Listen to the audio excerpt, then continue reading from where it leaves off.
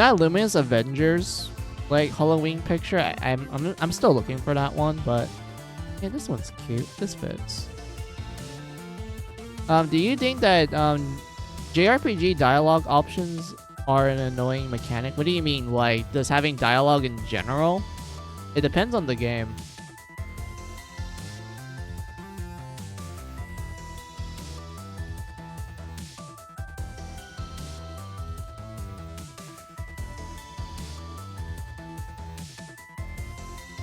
Like, is the game story heavy or story driven? If that's the case, then having like Japanese dialogue is not bad and whatnot. I don't think that's a terrible thing. But if it's like a whatever story and it's kind of just optional, then I think there should be an option to like either turn off the turn on and turn off the dialogue. For those that are like, oh, I'm playing this Mega Man like game to like practice score attacks and speedruns, then I think they should have the option to turn off the dialogue if that's the case, if they want to do that. It saves a lot of time as well. Oh, but like I said, it just really depends on like how the game is made. Oh, hey, hoping your New Year's fine music. Hey, Ruto, long time no see. Man, it's been a while. It's been a while since I streamed, dude. And also seen you too. But yeah, how are you, my man? Or dude, girl, dude, whatever. I'm just gonna call you dude because I'm from California. We all talk in like surfer accents. We call everyone dude. But yeah, let me give you a shout out.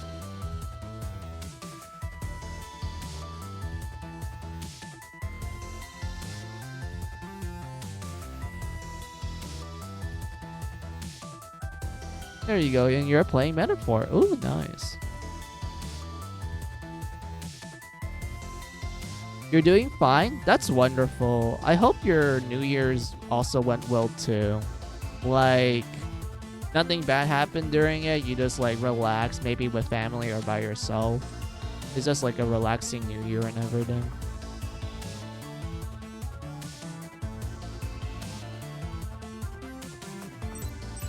But yeah, you just came in, Ruto. I just finished Mary Skelter. Oh wait, I need to change the I need to change the stream like category, my bad. Hold on. But yeah, I just streamed Mary Skelter for a bit because I missed it. Thanks, dummy. Yep. I just streamed it for a little bit because I missed it.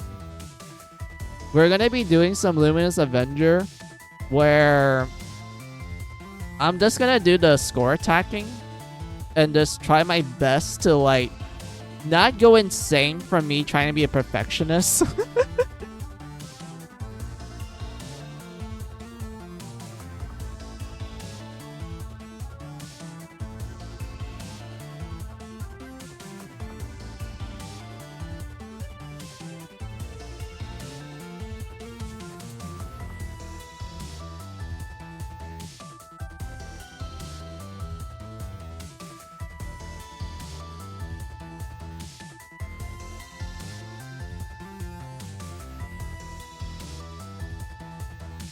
There we go. We changed the category. So yeah. So I pretty much finished like the main story, Ruto. Like everything that the story has to offer. I'm just doing like the side content, like the special missions and such. I already did the DLC boss. I literally lost brain cells in the process of this, Ruto. Because the DLC boss was literally designed for like, hey, you need to be good. You actually need to be good in order to beat this DLC boss. And whatnot. Like, I managed to beat it. But look at my score, Ruto. I got 0. But I was like, I don't care. I beat the boss. That's good enough.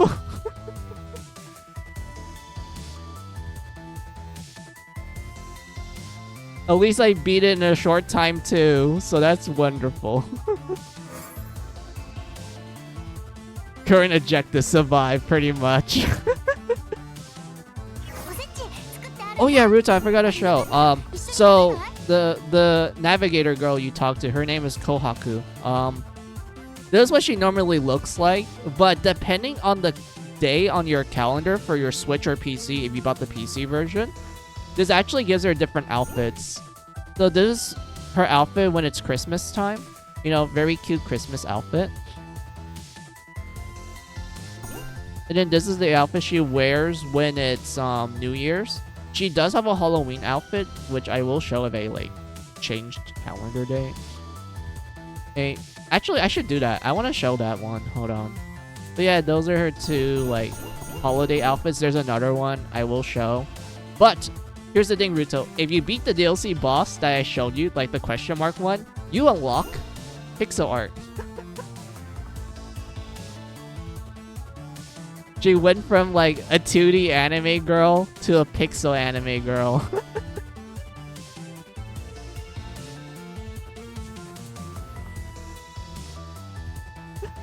Pixel 2D, yep. But yeah, let me change the date real quick so you can like see the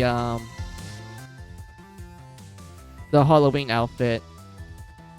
Oh yeah, Ruto, this is the Halloween art for Gunvolt 1. You have everyone from Gunvolt 1 dressed up in like Halloween outfits. Oh yeah, you're like, we're actually blocking the mentor of Gunvolt. But yeah, we'll just put you guys down here. And then swap you guys back when I'm done changing the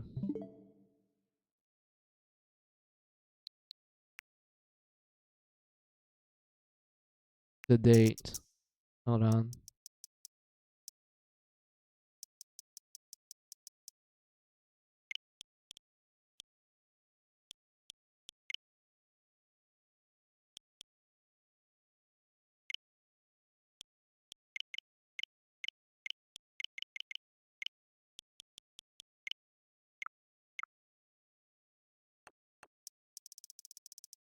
Let's see, Bonkalese. What? It's a cute witch outfit. What are you talking about, Ruto? It's not perverted. You have Cat Jolene.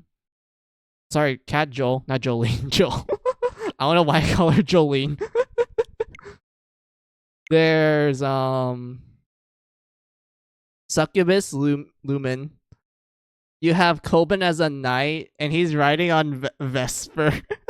Viper, my bad. He's riding on Viper, who's a horse. You have Lazy Laser Bear. You have a mummy who's just losing a lot of his raps.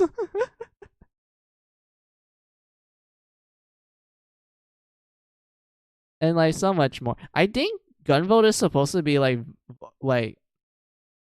Van Helsing, essentially. The mentor is a like Grim Reaper. You have Nova in the background as a vampire, and then you have Jota as an angel.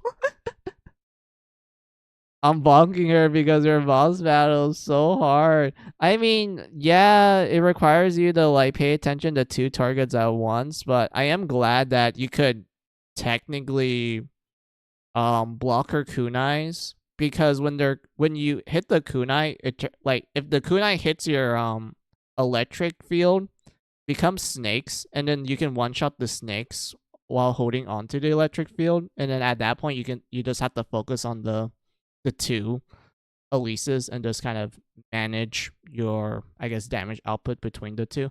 Or if you happen to unlock Voltic Change, you can just use Voltic Chain. My bad. I don't know why I'm pronouncing shit incorrectly. You can use Voltic Chain and oh, I had to restart the game. Hold on. You can use Voltic Chain when the snakes appear, so it hits everything in the area, and then you can just pretty much one-shot her with that. There's like all sorts of things you can do. with like certain skills in Gunvolt 1, but for the most part, it's just you're stuck with what you got. Huh? The date didn't change. Why did it not change? Hold on.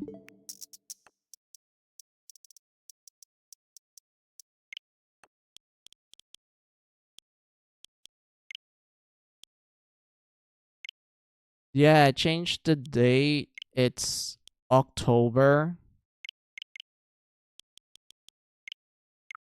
Is it because my internet is on? Do I need to turn off my internet? Hold on.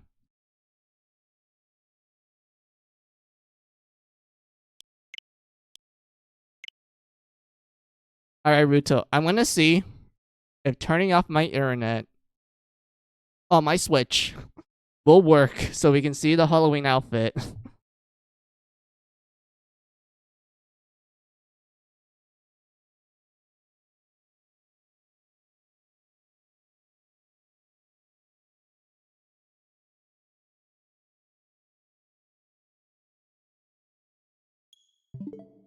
Okay, my internet is off. Thank you. Alright, what's the date? It's Halloween. Yippee. Huh?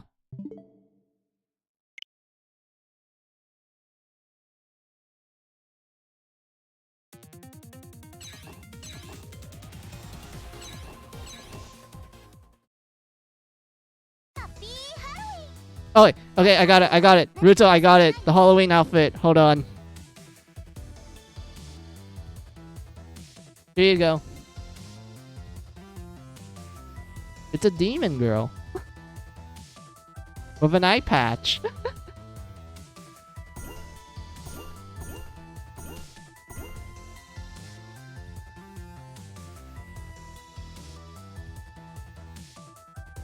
Oh, how cute.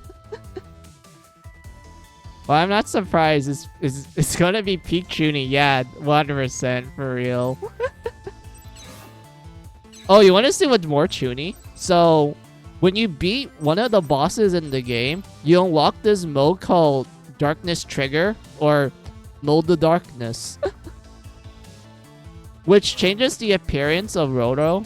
Like, you already saw what she looks like. She's like a little balding. She turns into a cute idol girl. But if you trigger Mold the Darkness, fuck. This is what she looks like. No, this is not it. This is not it.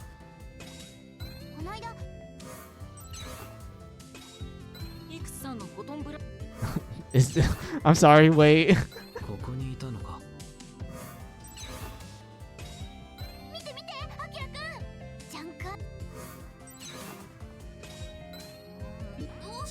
Nope. Come on, where is it?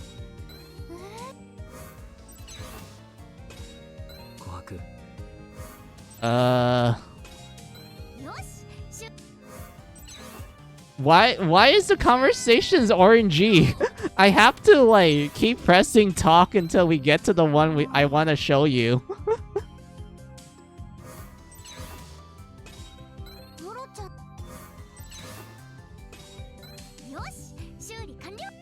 Imagine having to gacha for a conversation. You have to like pray to the RNG lords that they give you the one you want.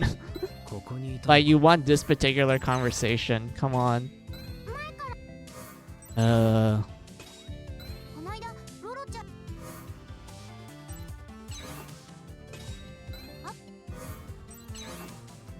I think so. That and also Fischl from Genshin. Yeah. Like, honestly, those two. Oh, there we go.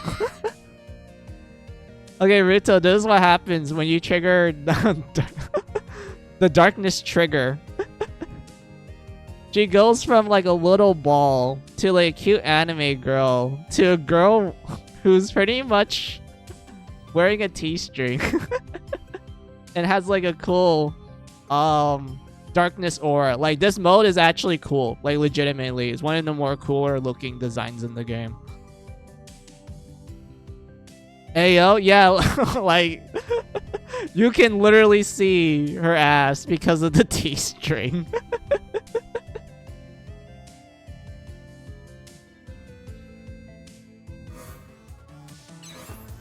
And you can see more of it when we enter, like, a stage. Was this dude the city slums? But yeah, like, Chumbio, Demo, Kyo, wait, Koi ga cheat type. Yeah, like, that's one of the more popular Chumbio's Juni type characters, along with Fischl. Like, I feel like Fischl is, like, the popular one when it comes to Genshin.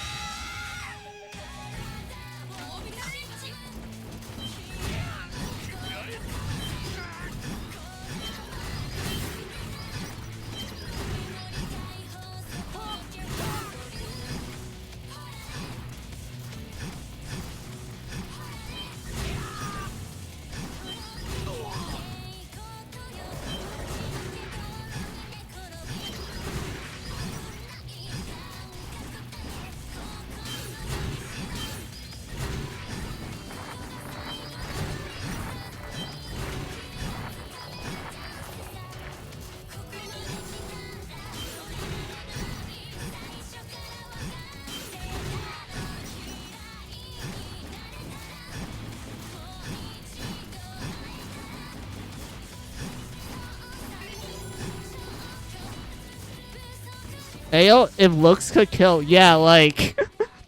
Darkness Trigger just makes all of your EX weapons become mind-numbingly broken. Like, it increases the damage output of them.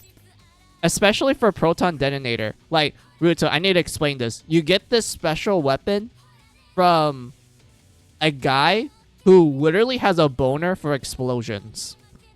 Like, the boss is literally that one guy in Naruto. Like, the one that has, like, the mouth hand, and he does, like, explosions and shit. Like, Limitless Avenger literally has the same character, except he doesn't have a mouth hand. He's just a giant guy wearing crab armor. And he shoots bombs everywhere. While gushing over the fact that explosions are happening. But yeah, you get this power from him. And it's really broken because of the sheer amount of damage it does. Like, just using it once is enough to take away, like, half a life bar of certain bosses. It gets even more broken if you do it on bosses that are weak against the explosion. Like, it can literally just make them die in one hit.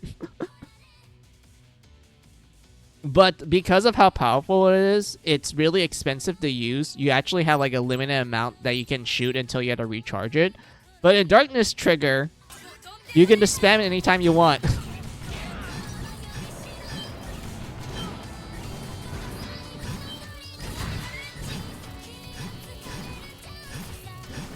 Oh, come on.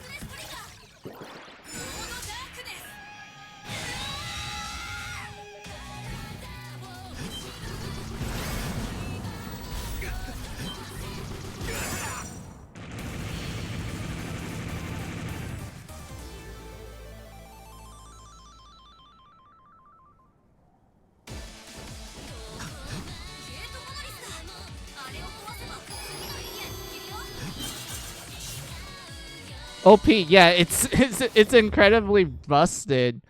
Darkness Trigger makes it even more broken.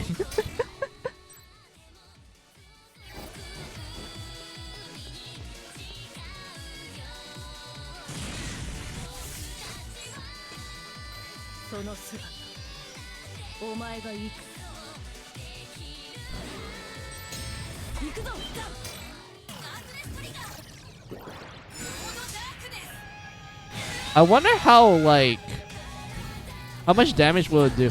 Oh, it just two-shot the tutorial boss. Just two-shot it because of the amount of damage it does.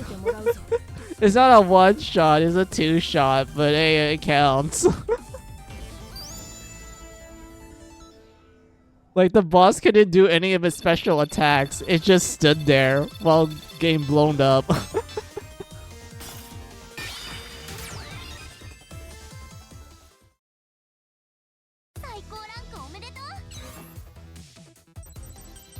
But yeah, I'm just gonna do some score attacking for a bit, Ruto.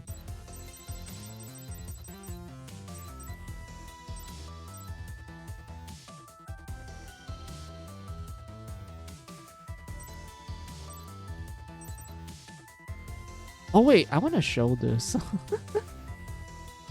Okay, Ruto, I need to show this really funny boss. It's like, okay, I need to explain why I think it's funny. So, in terms of the plot, it's supposed to be taken super seriously.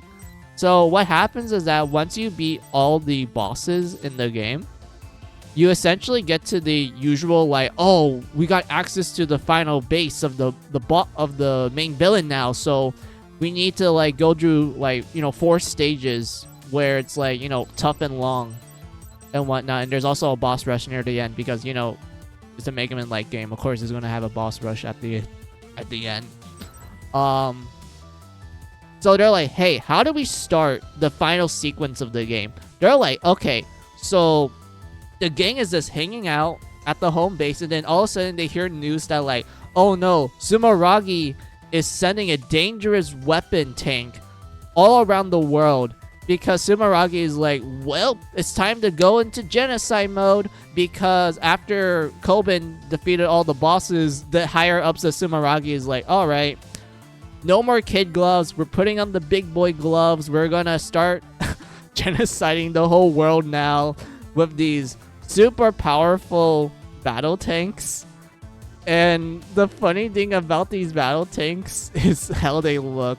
Alright, this is what they look like, Ruto.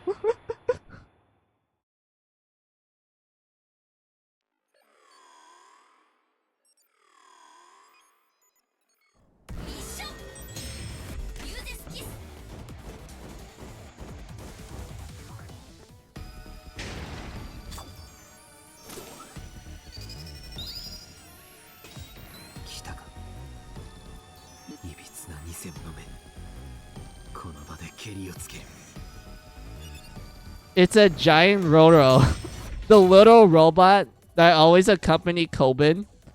So Sumeragi was like, alright, we need to be serious. How do we do this? They're like, alright, let's make 1,000 battle tanks. They are super powerful.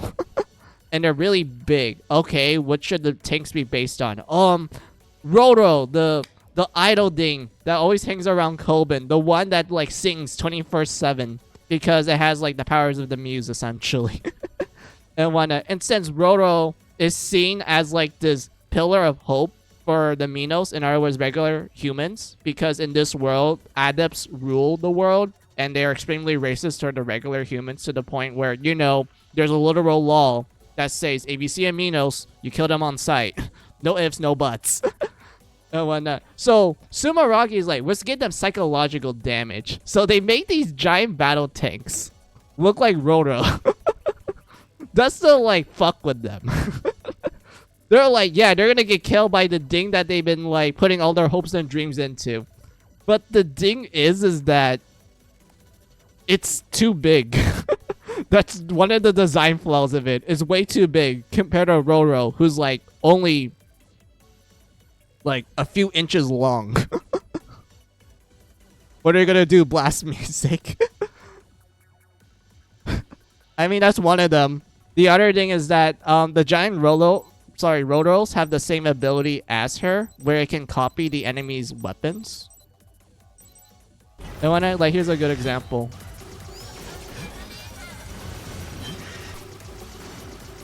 See, he's copying my bombs.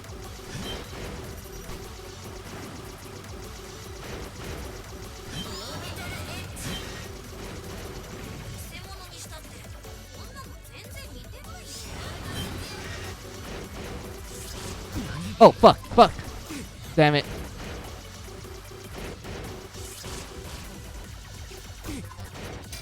I messed up, I messed up Ruto. Sorry.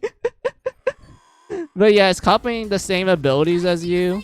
Like, it has access to Anchor Nexus, Orbital Edge, Bombs, uses Kiss, where you just shoot a hologram of yourself. Yes, you shoot a a hologram of yourself to do massive damage. You have the Spiral. Like Gurren Lagann Spiral. Like, it's literally the Gurren Lagann Spiral. And then you can shoot cloth. Yes, this is not a spear. This is a cloth. Like the thing you wrap yourself in. It's really powerful, by the way. It can wrap everything in the game.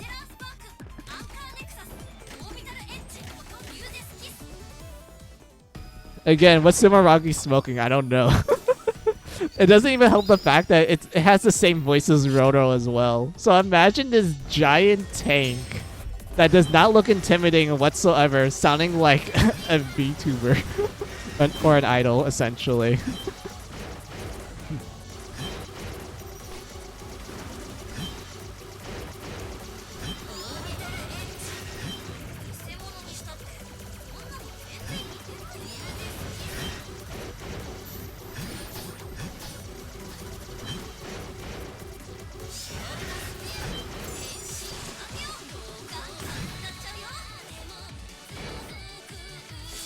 Look, it's at its final phase. Look. It now looks ugly.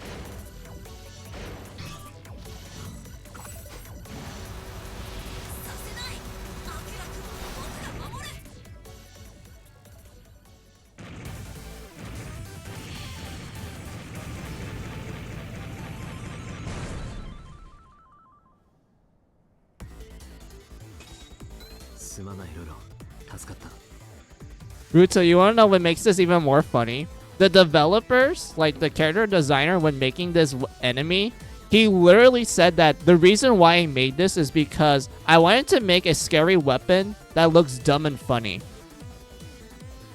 Like, that's literally the guy's logic when making this boss. He's like, alright, what kind of boss should we make? And then one person is like, why not make a scary weapon that's dumb and funny? And then they just roll with it.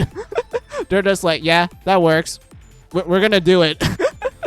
And what it makes it even more hilarious when you look up the theme for this boss. The theme of this boss is called Giant Murder Ball. I shit you not. Like, if you look up this boss's like boss theme, is this called Giant Murder Ball? Like, they really want to emphasize the fact that this scary looking weapon is incredibly dumb and funny.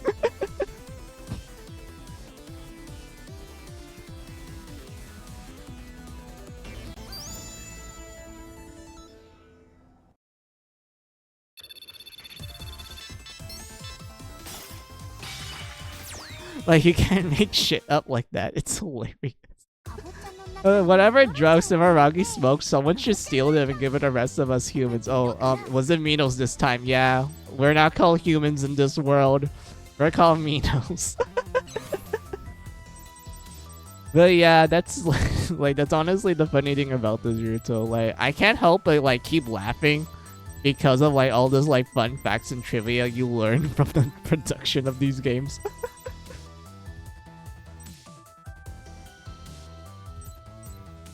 And whatnot. But yeah, I really wish there's a faster way of getting into like levels where we can just fight the boss and I can show you it, Ruto.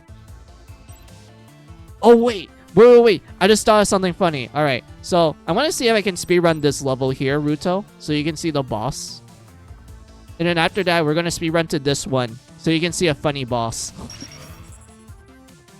Oh yeah, the reason why we're at the store ruins is because we're grocery shopping. Like the mission detail, if you press on that, literally just says like, "Hey, the kids are hungry. We're running out of food. Can you go to the local grocery store that's abandoned to get groceries?"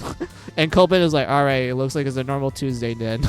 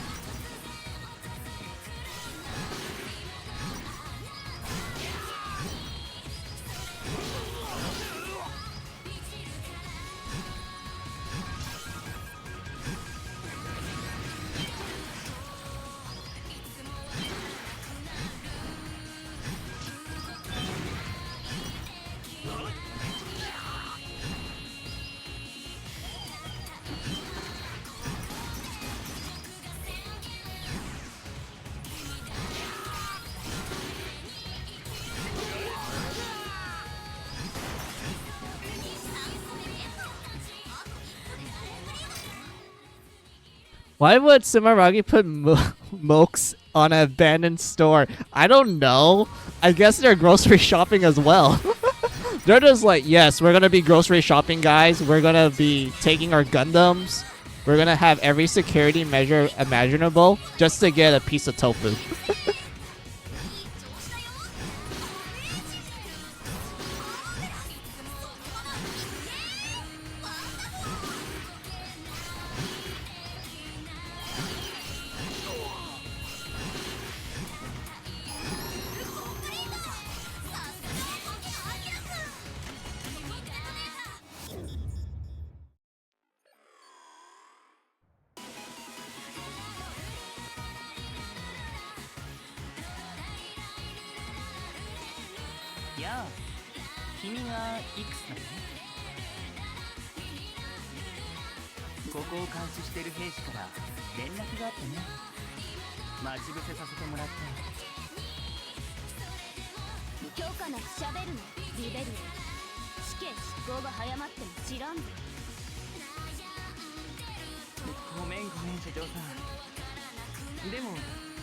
久しぶりに刑務所の外に出られたんです。少しは饒舌になる僕の気持ちも分かってもらえると嬉しいな。こんな誇り臭い場所でも貴様にとっては外の世界というわけか。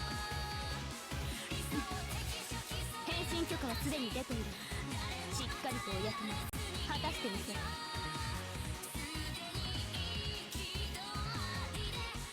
分かったんですよ。僕だってずっと刑務所暮らしはごめんですか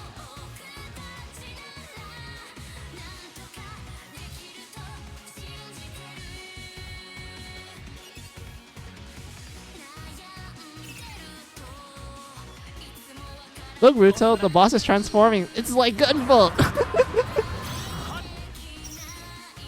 And what's interesting is that the boss they're not using swords to transform. They're using a quill or a feather to transform. You're like, wait, a quill?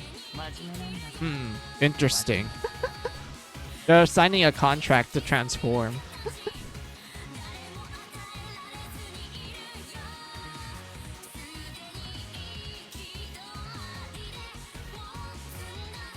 さていくつ、僕も別に君に恨みがあるわけじゃないけど、君を倒せばスメラギが限定してくれるって言うからね。僕もそろそろ家族の顔が見たいんだ。全力でやらせてもらうよ。おっと、覚悟はいい？くらえ！おっと、まだまだ。おっと、いかに人間、これなら。みんなごめん。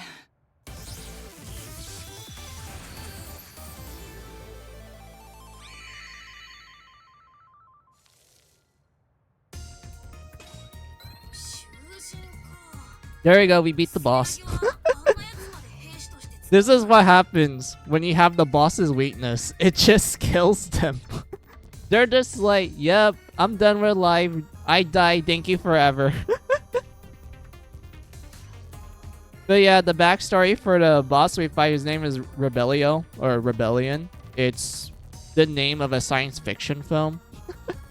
And essentially his backstory is that he's just from a normal family until a terrorist group who really hates Sumeragi decided to kidnap his whole family, hold him hostage, and pretty much told this guy like, hey, we want you to do terrorist stuff with us. If you don't, we kill your family. So the guy is like, alright, my hands are tied, so it looks like I'm a terrorist now. So he ends up doing some terrorist stuff until he gets caught by Sumeragi. And Sumeragi, after hearing his like backstory, they're like, okay, let's make a deal. You become a member of the Falcons, which is the boss group you fight in Luminous Avenger. If you do this and do some of our dirty work, we will take away your prison sentence and rescue your family. Does that sound like a good deal? And Rebellio is like, alright, I'm fine with that because I really love my family. I want to get back to them. I want to make sure that they're safe and such. So he ends up, agreeing. And we, he ends up setting up this little ambush for us and we just kill him. Hostage, really. Did Sumeragi lie? We don't really know because, like, Sumeragi and Luminous Avenger, they seem to be fine with just using just anyone in general. Like, they will literally go out of their way to find, like, a homeless guy and just be like, hey, we like you, so you're gonna join us. And you have no... you have the... And you're not supposed to say no. You have to join. And when I like Sumeragi in this game, they're pretty much like, yeah, we're just gonna accept everyone and everything. Doesn't matter. And we're gonna force them to listen to us. Does Sumeragi lie? We don't know. I honestly don't know if we know anything about it, like Rebellio's family, because after we beat Rebellio, like, we just never hear from them again. So I'm assuming like his family's either A, dead, or B, they're alive, but they're unaware of the fact that their older brother is like, dead. Yeah, 強い Falcons. セプティマを持つ国民の中から無作為に選出される。 Felt. それがたとえ重罪人であってもな。そんなことよりも他のホルダーが来る前に食料を運び出そう。いくつか食べられるものもあるだろう。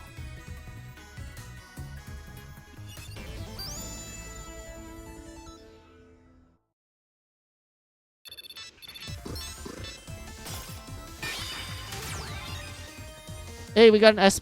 That's the max rank, Ruto. We did it. It's the max rank. We did it. But yeah, you have Sheepy Boy here.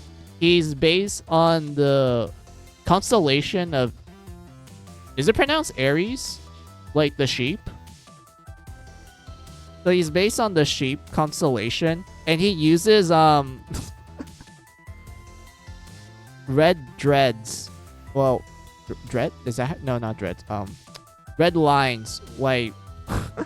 It's like Kill la Kill, essentially. Like, has anyone watched Kill la Kill? Like, the whole, like, light fibers is like red, like, dreads and such. Dreads and such. That's essentially this guy's powers. He just makes a bunch of, like, cool stuff from wool and dreads. That's, like, red color. I wanna only blink of it, yeah. Like, that's essentially what this guy's powers are. It's pretty cool because a lot of his attacks are like execution weapons. And the reason why that's the case is because he's kind of like reminding himself that if he fails, he's gonna get executed and whatnot. So I guess you can say it's kind of a encouragement for him to like make these gruesome execution weapons that kind of remind him that if he fails, you know, he's gonna die and he's not gonna see his family again. And whatnot. So like I guess that's one way to like make you focus.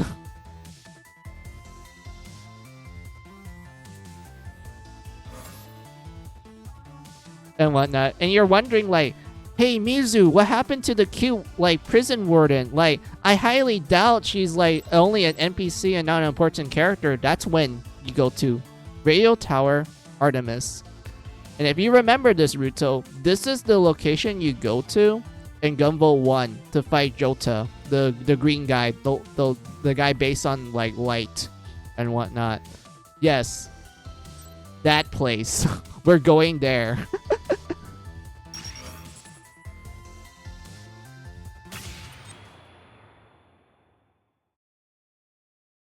But how are we gonna go there? Simple. We're gonna go on the air. Jota is still killed in action. Yeah, all the bosses you fight in Gunvolt 1, they're dead in Luminous Avenger. Like, they make it clear that all the bosses that you fought in the first game, they're not alive in this game.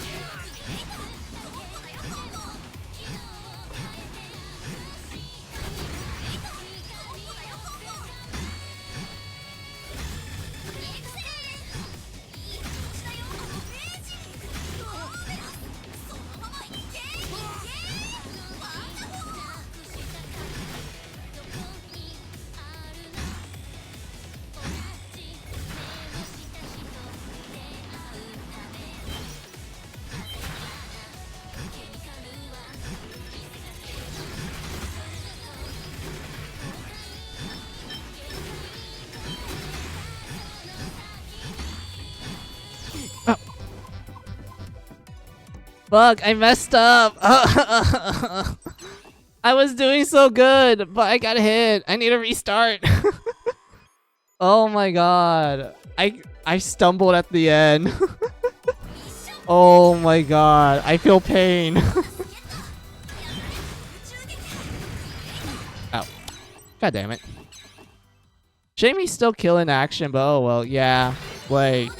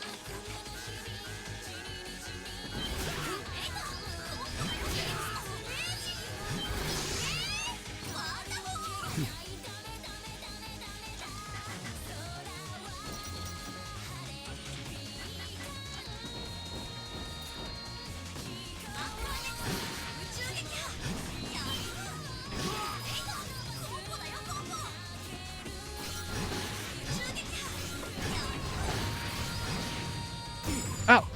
Fuck! I should have used Orbital. Oh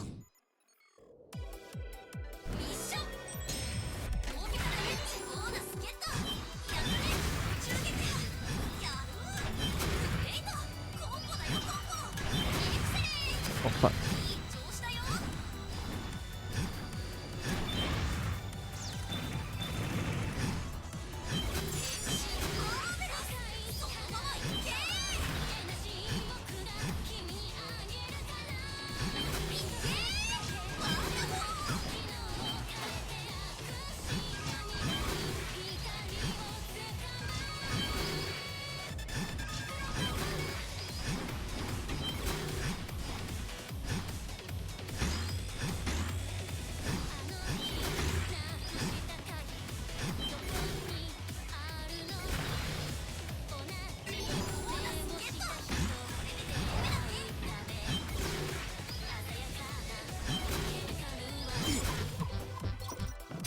Damn it. The only thing I know fully about Gunvolt is the localization for the game when it was first released. Yeah, the localization when Gunvolt was first released on the 3DS was notorious for being terrible. Like, it was legitimately bad to the point where there was literal grammar errors. That was how bad it was. They also made some unnecessary changes, and they they shortened the dialogue like a lot, and I mean like a lot, like Rutu and Shinx. Like, they shortened the dialogue to the point where like some moments in the game where it's like usually like a paragraph or two, it only becomes like a one sentence like statement. Like, that's how bad the localization got. They also like mistranslated like one moment in the story that makes zero sense when you compare it to the Japanese, and you realize that, oh yeah, it's because they translated it incorrectly.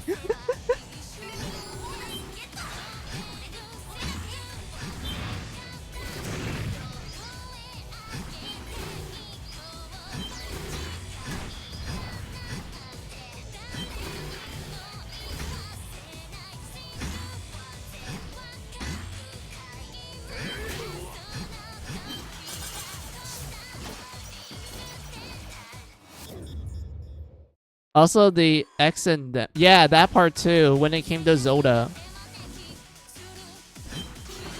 I think I pronounced her name wrong, but yeah, there was that part too.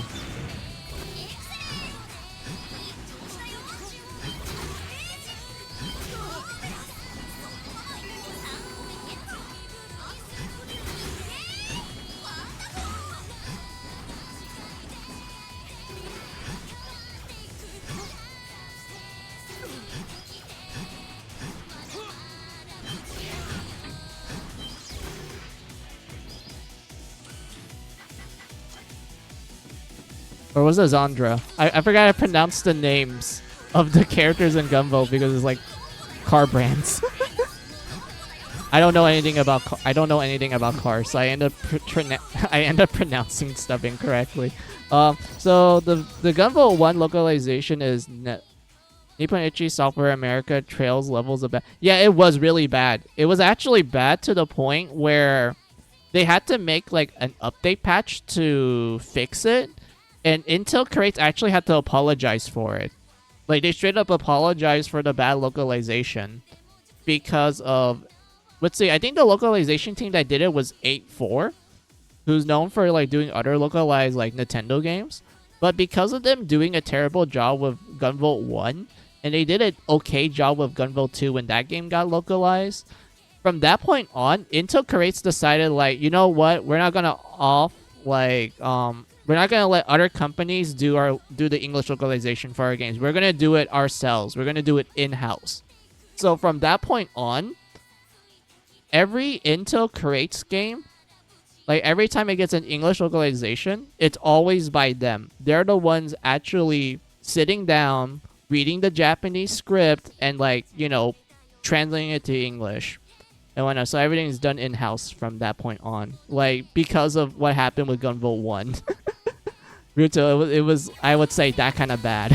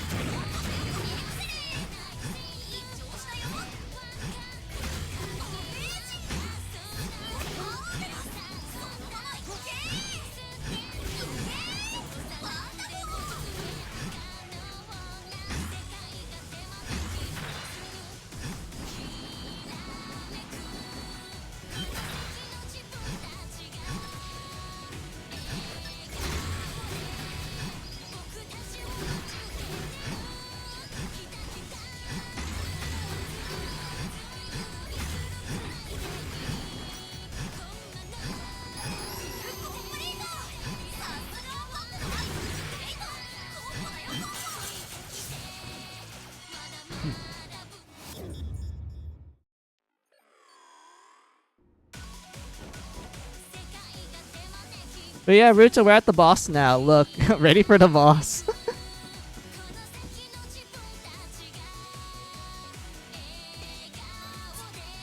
思ったより早い。脱出が間に合わなかったではないか。仕方ない。貴様の討伐も業務のうちだ。アドリブで当たらせてもらう。お前はあの時囚人の抑制士を連れていた女所長だ。因果なことだな。よりにもよってまた一日所長としてこの塔の警備を任されている日に貴様が現れると。一日所長。その通りだ。素人バーチャルアイドル。Okay, ready? コントラクト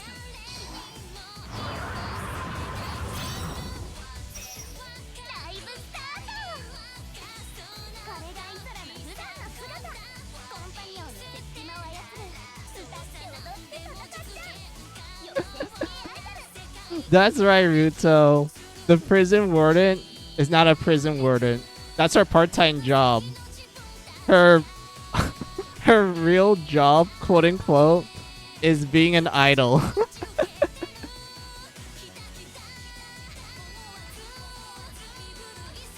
ミクスね。それにロロちゃん。きっと通信データのロゴを狙ってきたんだろうけど、それは今イソラが持ってるの。ログをかけてロロちゃんと私どっちがすごいアイドルなのか真剣勝負お願いします。 That's right, Ruto. It's a collab time. We're gonna have two idols duke it out. And she's even broadcasting it for like both fans to see who will win. Anyone wants anyone to suplex Isola? I mean, like, I'm pretty sure there's some idol fans that are into it. Live on stream. Yes, it is literally live on stream. This entire battle right now is being recorded in-game lore. So people can see who's the #1 idol.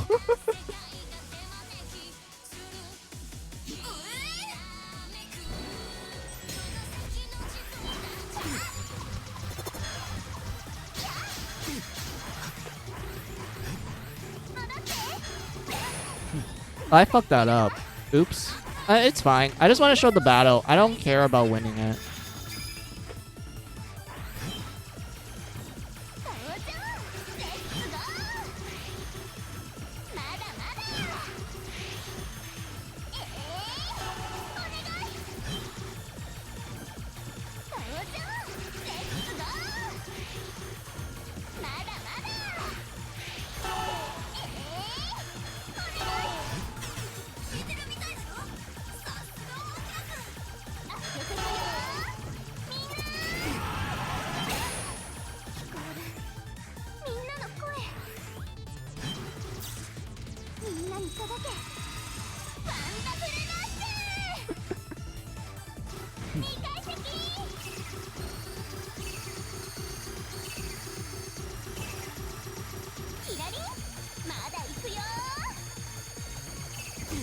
Ow.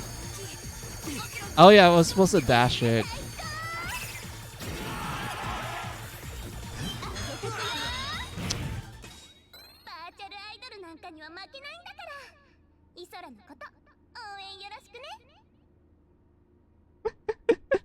Yeah, when you die to her, she's like, don't forget to smash that like button and subscribe.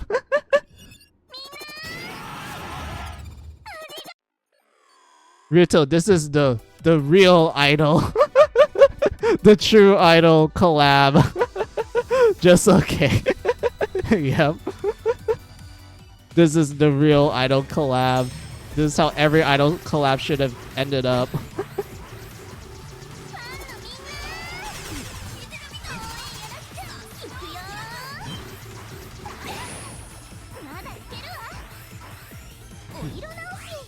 Also, if you're wondering what her weakness is, it's the Cyclone. This is because the Cyclone actually takes away her little helpers. Those are called her fans. But yes, it's literally called fans.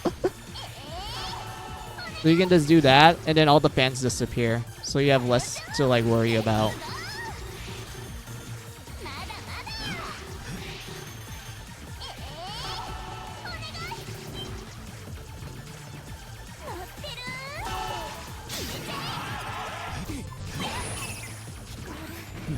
I keep messing this up because I'm not used to fighting her. Well, I might as well act like it's a cage match, yeah.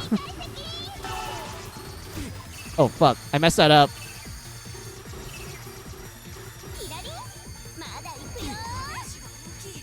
I'm not supposed to... Yeah, I'm supposed to semi-dash this one. And then stay in the middle.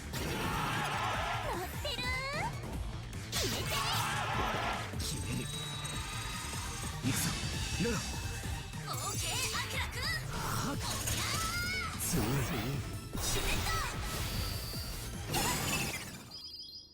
ライブ終了。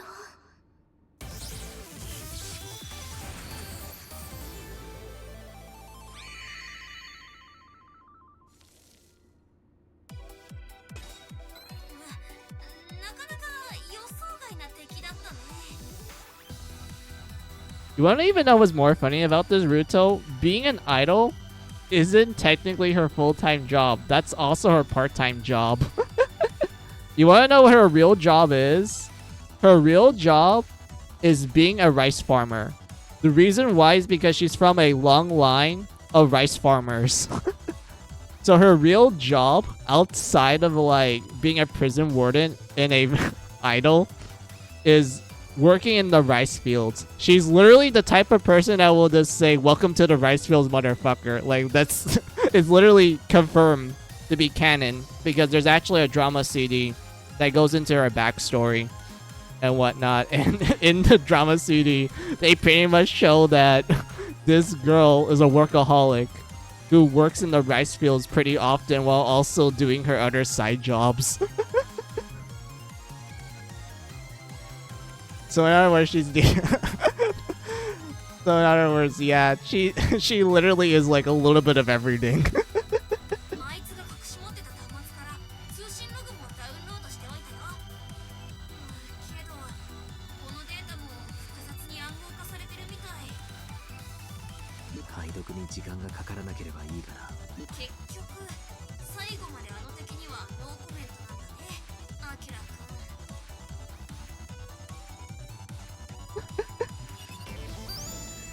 I like how Coben just ignores the the comment section. But yeah, I mean it's a B rank, but I didn't care because I'm just showing off. Because I could technically get to S+, it just requires me to, you know, go big brain mode. Oh. Excuse me, I have to burp. My bad.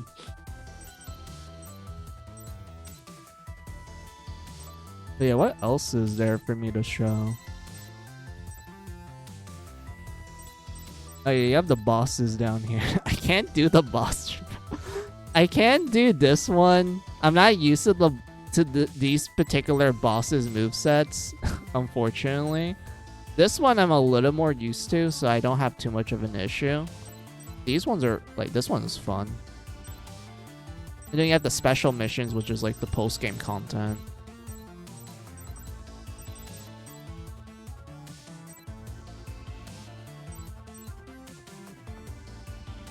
What else? What kind of mission should I do with you all?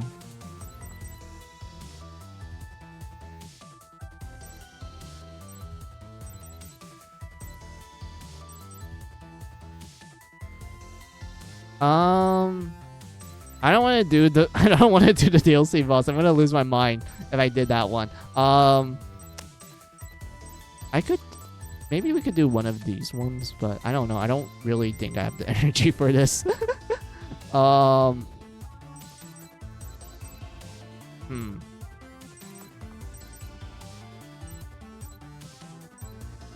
want to practice this stage here because I want to do the special mission that revolves around that particular stage. So this one here. So I want to practice this one. Wait, can I do score attack? Yeah, I can do score attack. Hold on.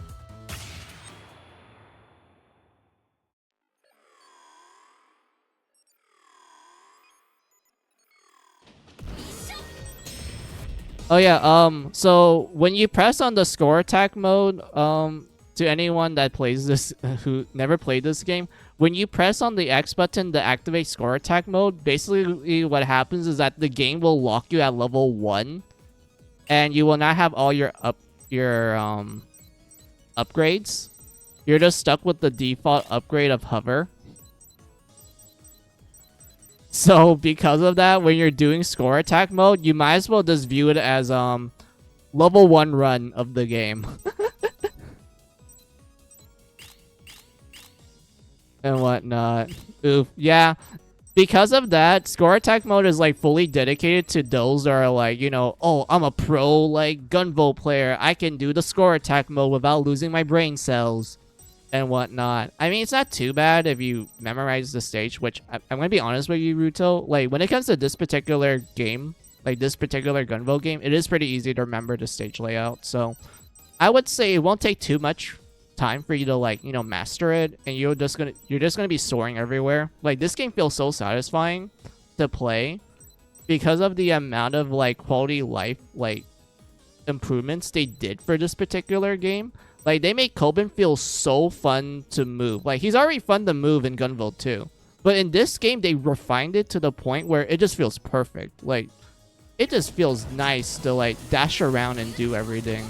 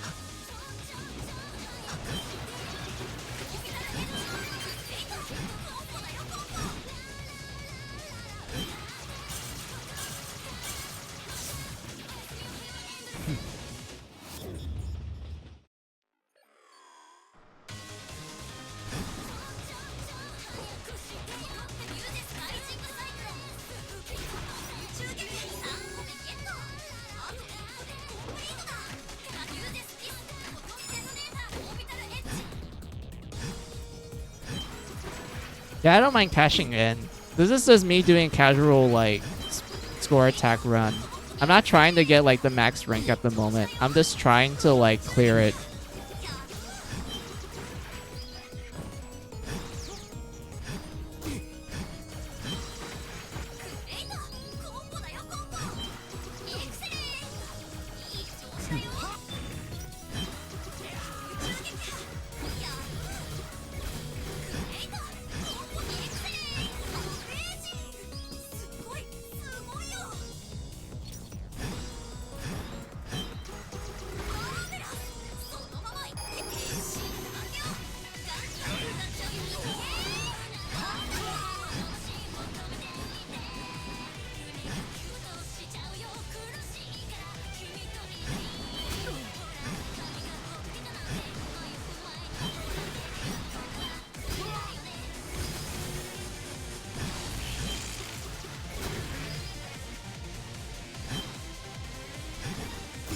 Ow, fuck.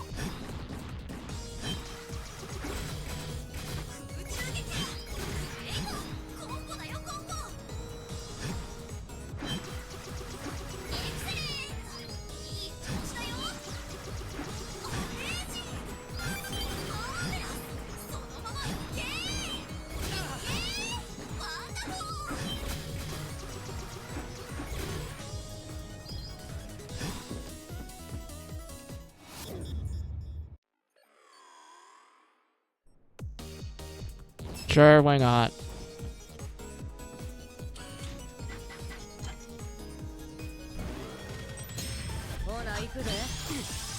Oh yeah, I forgot. I'm supposed to wait until she does this attack. Yeah, I'm supposed to wait.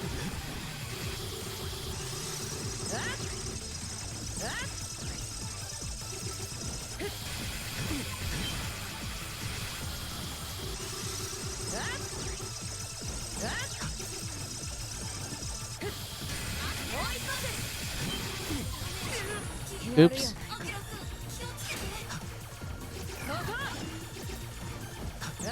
Ow.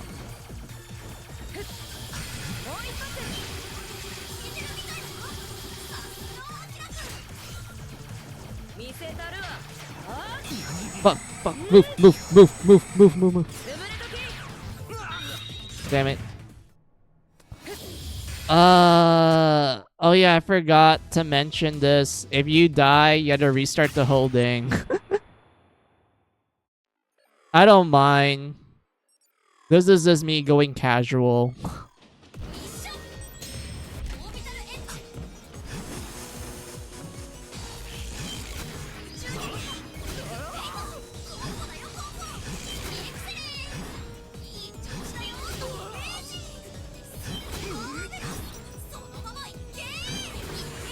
Ow.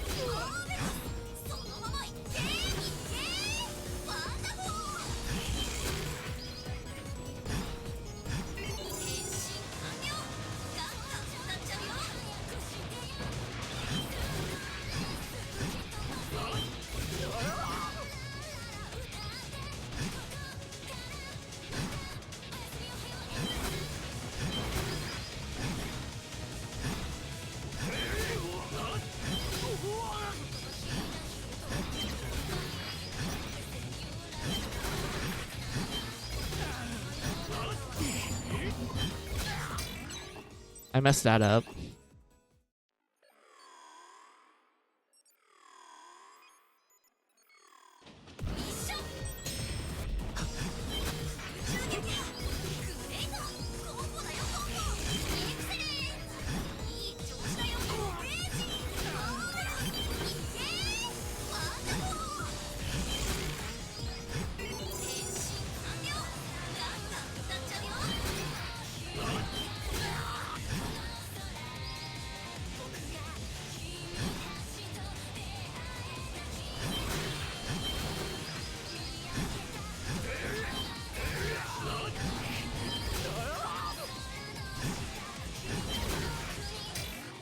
Oh, hold on. I'm getting called.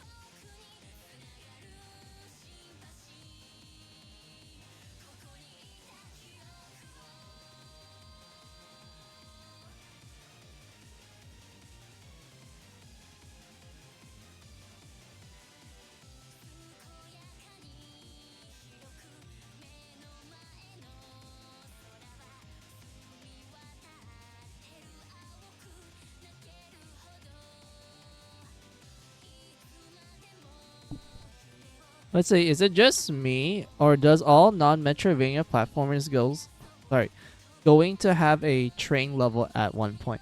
Yeah, that's something I noticed too. Like, whenever there's a platforming game, there's usually like a train level or two. I guess they just really like trains.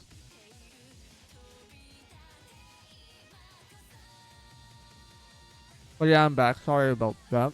My family called me.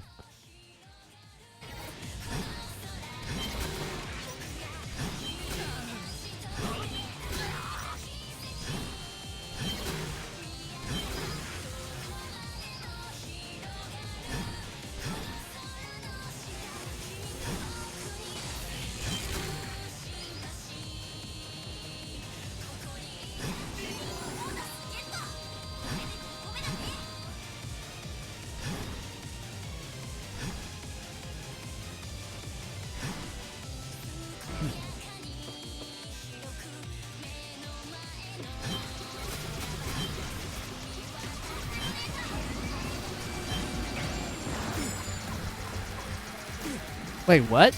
Hold on.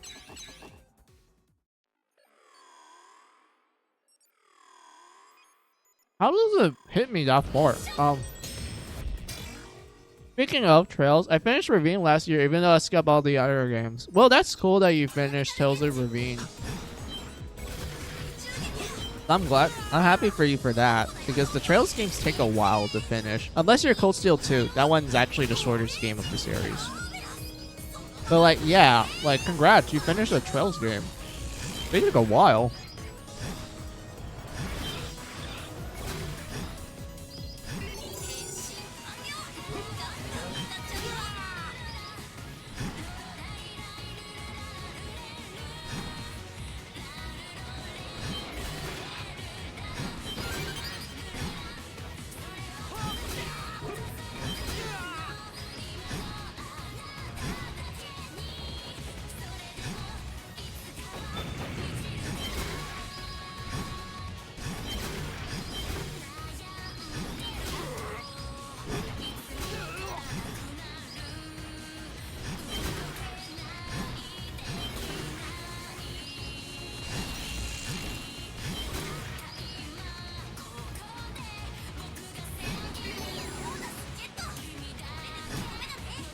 Let's see, Coben versus Ryan.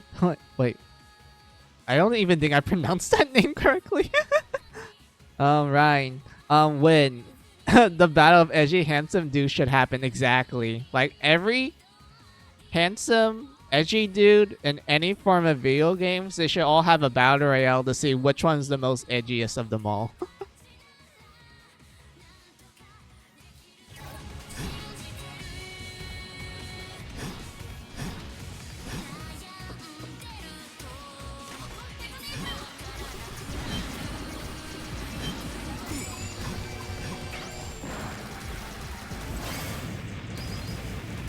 I don't get this. Is it because I didn't pay attention where Coben's at is why I got hit by that? Because this boss isn't that difficult. I beat it multiple times without getting hit. I guess I just have to get used to it.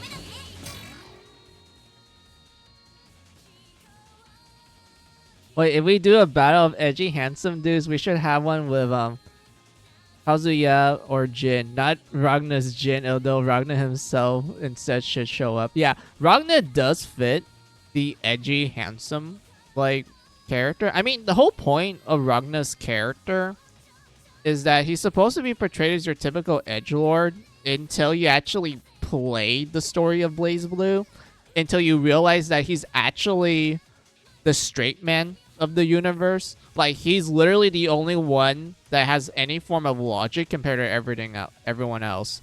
He's the only one that actually makes the most sense out of anything related to BlazBlue. That's the whole point of Ragna. But yeah, he is 100% kind of edgy, but that's an undeniable fact. I love him.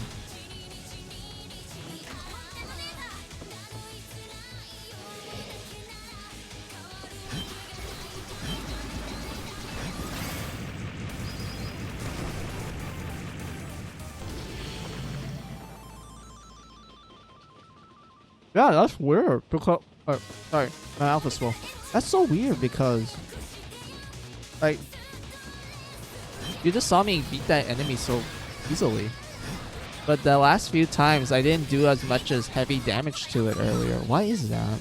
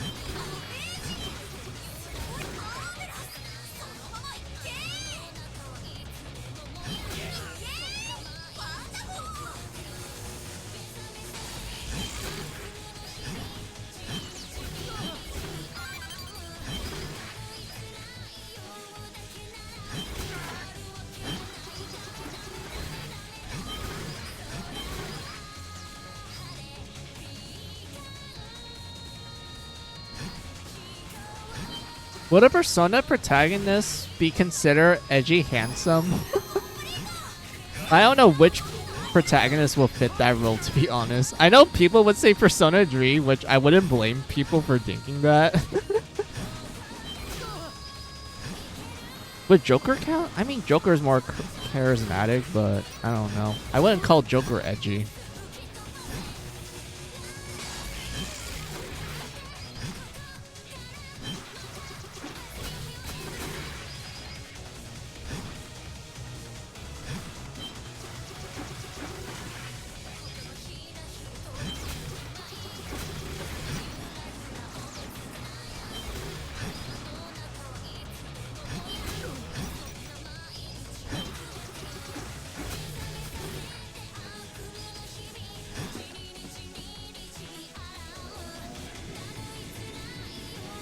Yeah, Persona 3 protagonist is a league of his own. Yeah, like, for real. I know most people would just be quick to call him, like, edgy. Although I feel like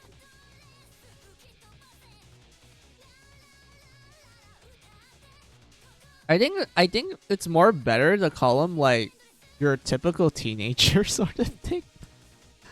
Because, like, when you think about the Persona 3 protagonist behavior, you kind of piece together that the guy is just a regular teenager, but because of him losing a lot of loved ones in his life, he just has a hard time opening up to people. And also, he's like a weird man, Nick. Like, the amount of weird stuff that happens in Persona 3 just occurs because the guy just happens to be there at the right time and whatnot.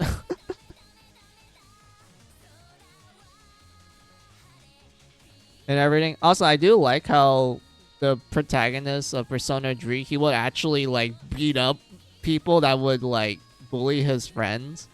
Like, I know, like, I remember in Persona 4 and 5, whenever that occurs, like, oh, our group is being harassed by these people. Oh, our protagonists in 4 and 5, they just look at them like a JoJo character, like, you know, posing, like, just posing, being intimidating and whatnot. But Persona 3 protagonist, if you harass his friend, he's gonna start beating them up. Like, he straight up went full fisticuffs the moment, like, his group got harassed by a bunch of, like, strangers. He just went straight up to the strangers and started beating them up.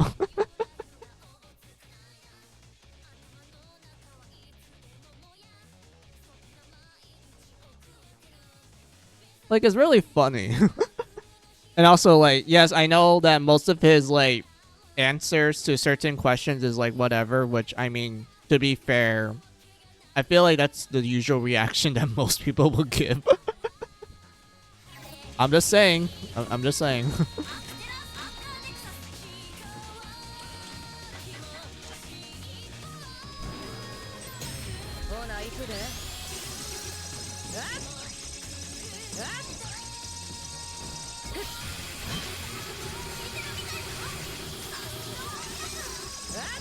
Ow.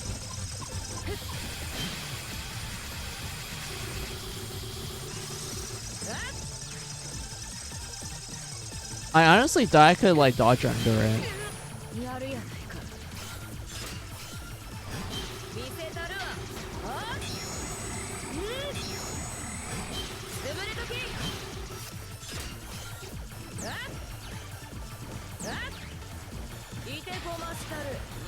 Wait, what? Wait, hold on. Ow. Wait, I can destroy the ball? Okay. That helps.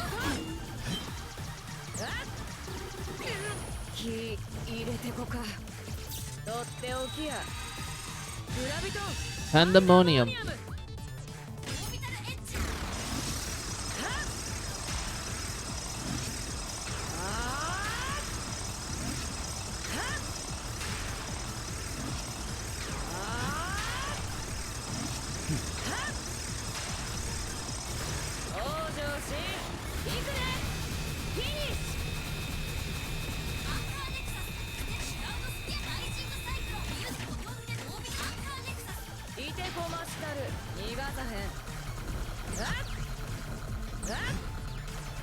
Ow.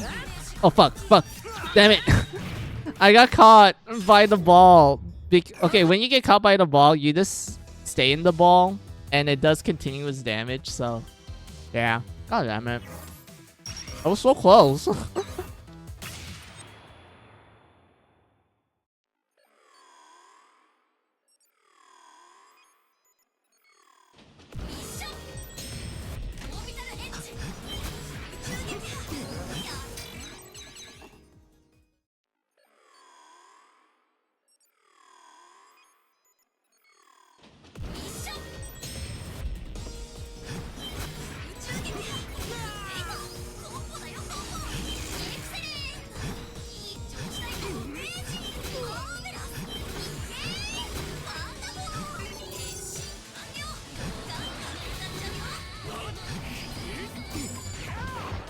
Damn it.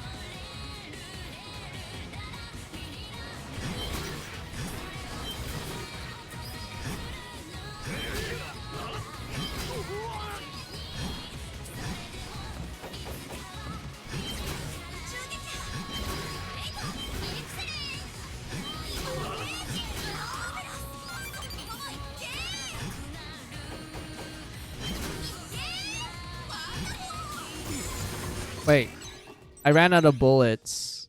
Those are my air dashes. Oh. That's why. Okay, hold on.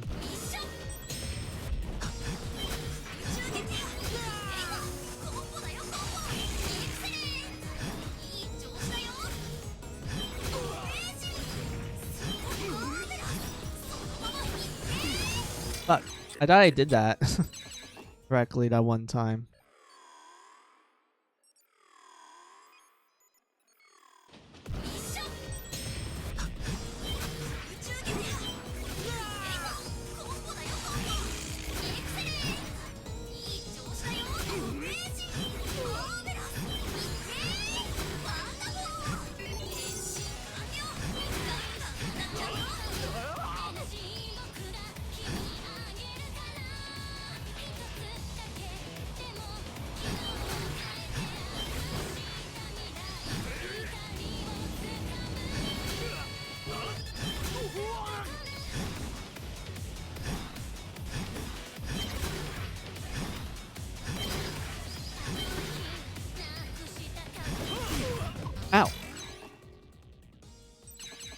The missile.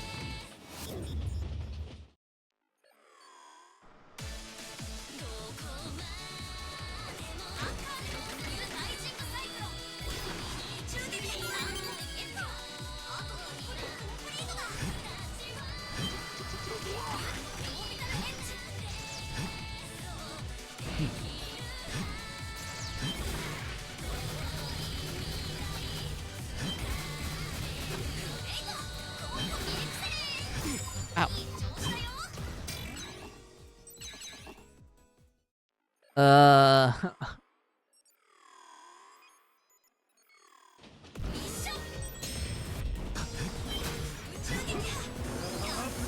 Oh, oops. I messed that up.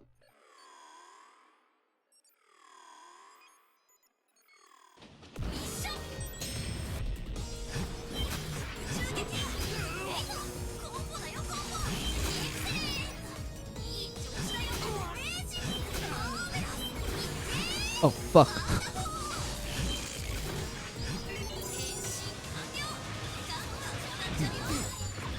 Wait, what?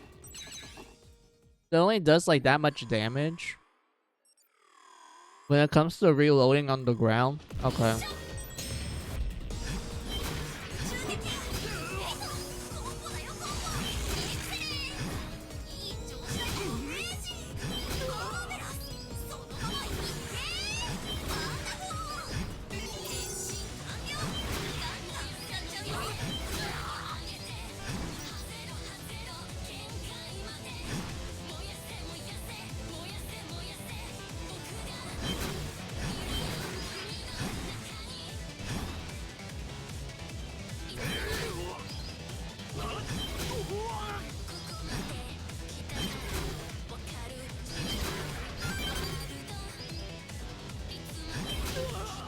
Wait, why am I getting levels?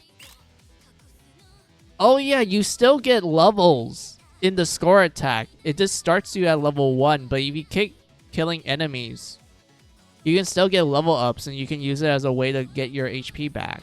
Oh, okay. Still kind of weird that you can still get your... You can still level up even though you're not supposed to.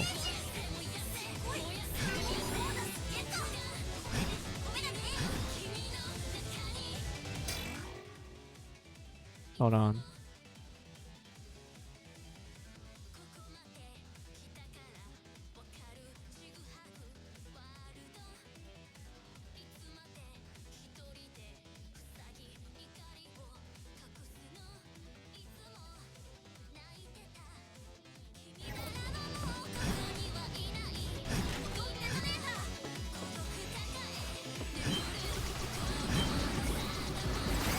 Here we go.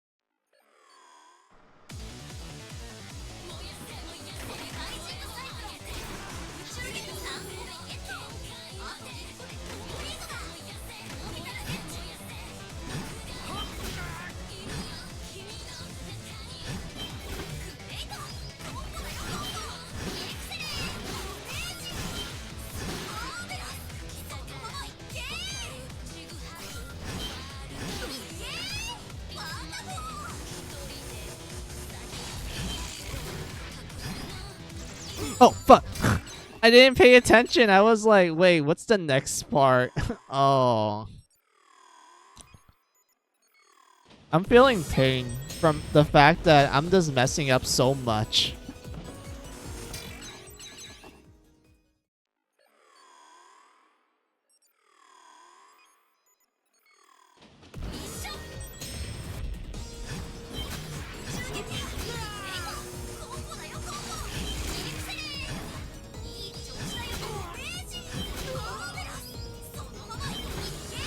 Ow.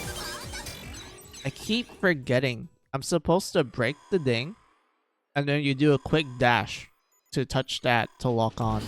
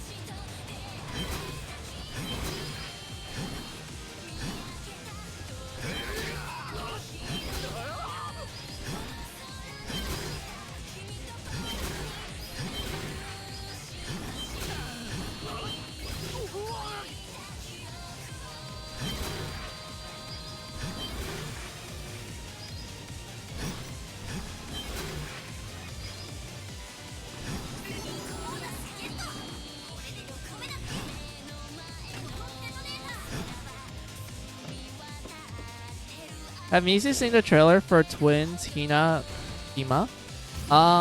No. I have no idea what that game is. What is that game?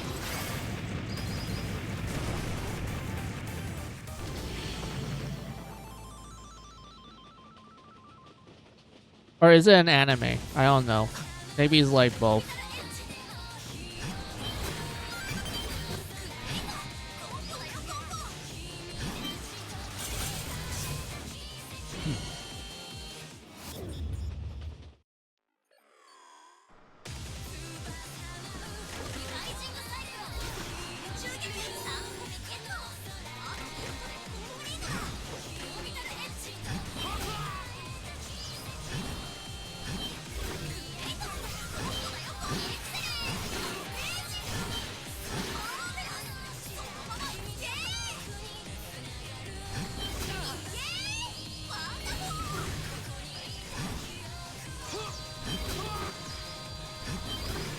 I almost got hit again. I should be paying attention. I was like, where am I?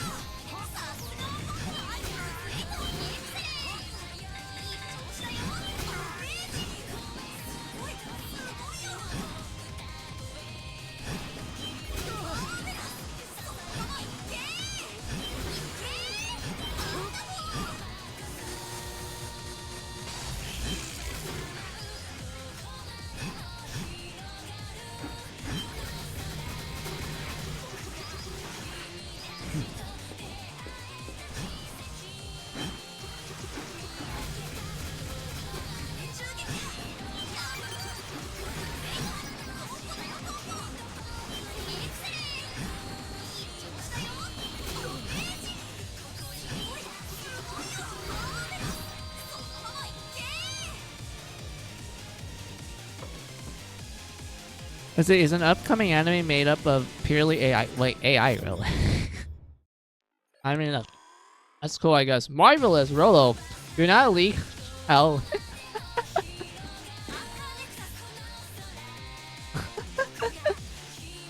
I did not expect to see that reference.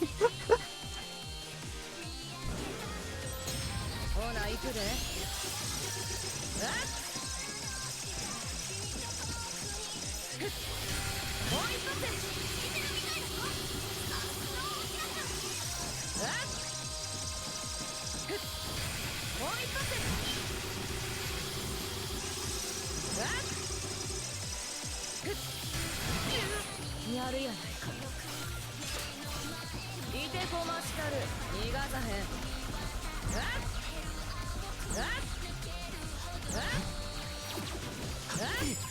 Ow. So I should have waited.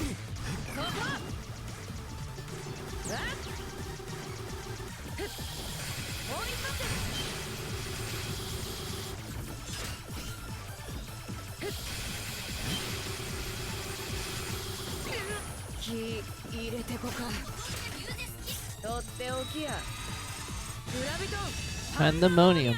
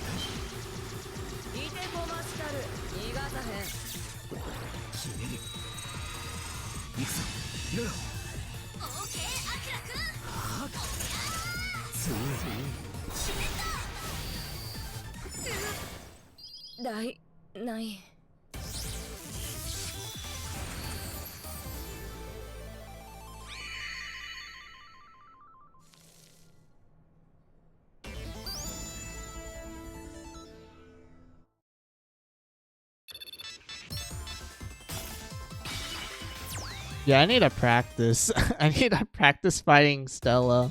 That's the name of the boss. Her name is Stella.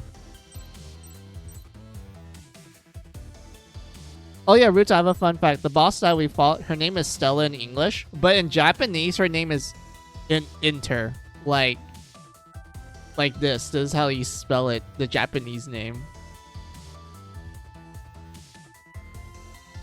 That's her Japanese name. You're like, wait, Inter Stella. Oh, it's that one science fiction movie.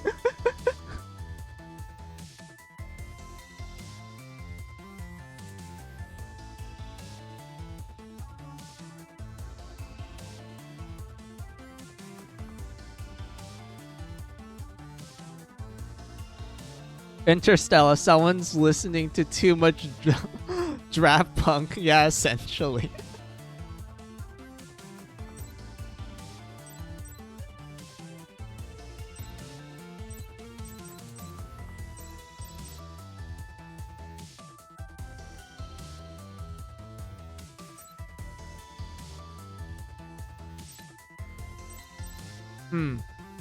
I kind of want to do the boss rush for these too.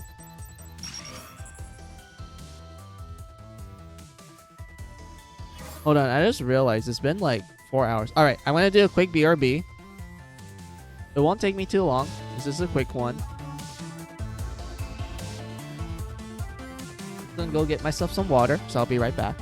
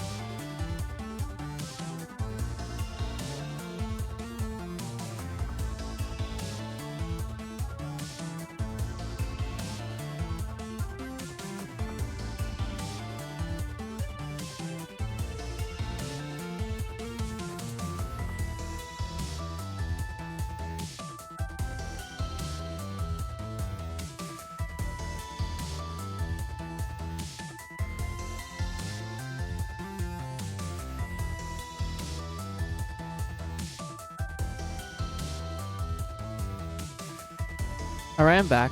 Let's see what you guys wrote down. I see the footage in the trailer is almost consistent and basic, and some frames are off in the process. Oh, neat. That's cool. I mean, I'm glad that the AI anime is, like, doing okay. If they keep working on it, it's probably gonna come out well. But yeah, I'm back. Oh yeah, Ruto, I need to give you some context. So this, like, part makes sense. This is, like, one of the plot twists to Luminous Avenger. Like, if you didn't play Gunvolt 1 or 2, these last two parts will be, like, kind of, like, unknown to you because you're just, like, scratching your head of, like, why it's important for me to know what happened in 1 and 2. But for this particular mission I'm going to show right now, I need you to know one particular character. So, we learn in Gunvolt 2 that Kobin has a twin sister. Her name is Meryl, or Michiru in Japanese. And this is what she looks like.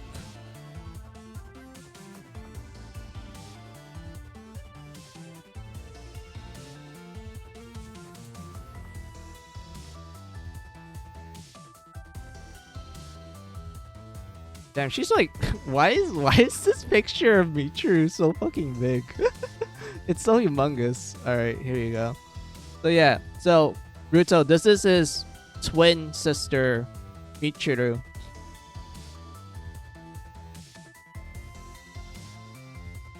And whatnot. The basic of the background I will give is that she's sick, like, constantly. She has a really weak immune system. Her body is weak. This is because of something that happened to her when she was born. But we learned later on in Gunvolt 2 that the reason why she's, like, sick all the time and such is because it's revealed that she's actually the original holder of the Muse. Like, the power of the Muse, she was the original owner. She was the one that actually developed it and everything.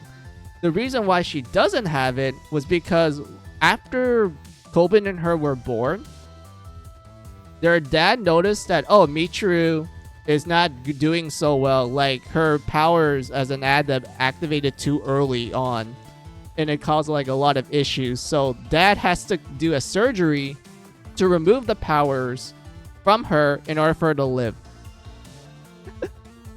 And whatnot. So you're like, oh, okay, that's a nice dad. Did the surgery went well? They're like, yes, it went well. But the side effect is that she can't talk. She's mute. Like, 100% mute. She's sick all the time. She has a crappy immune system. She spent, like, 14 years of her life just in the house because Kobin is 14 years old in the events of Gunvolt 1 and 2 and whatnot. So she's also 14 as well. So she spent, like, her entire life at home just being sick all the time. And she can't even talk and whatnot. And you're wondering, like, so where did they put the Muse's power since they removed it? Well, they put it into an artificial human, a homunculus. And that homunculus is Joel.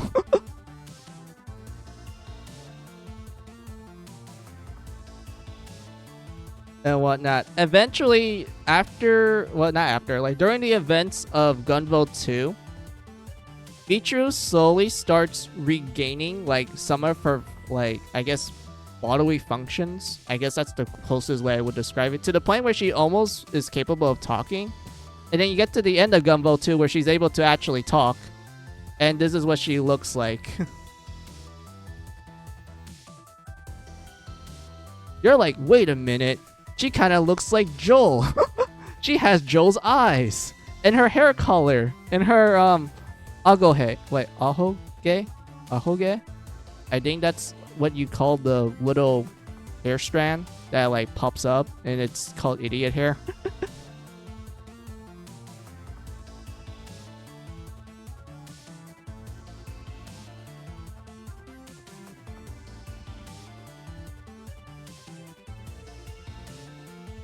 And when so Lumen is supposed to be just think of Lumen as, like, the personality of the power instead of, like, it being, like, a part of the, I guess, the owner's psyche. This think of Lumen as the actual like muse power. Like the muse power actually has its own personality. And when it does ding a Lumen like that.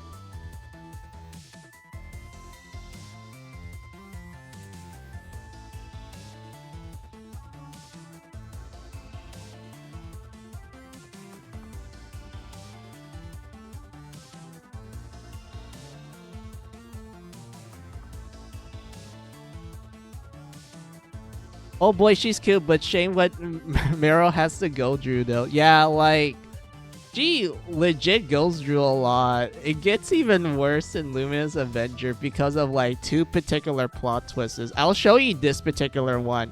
You're gonna be absolutely surprised of what direction they did for this game.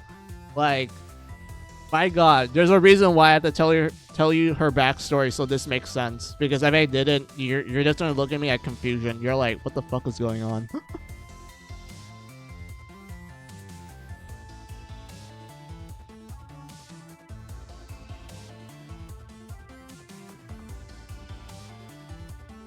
But yeah, she does get a happy ending in Gunvolt 2, Ruto, because at the end of Gunvolt 2, she actually is able to walk. She's able to actually go to school and talk and such.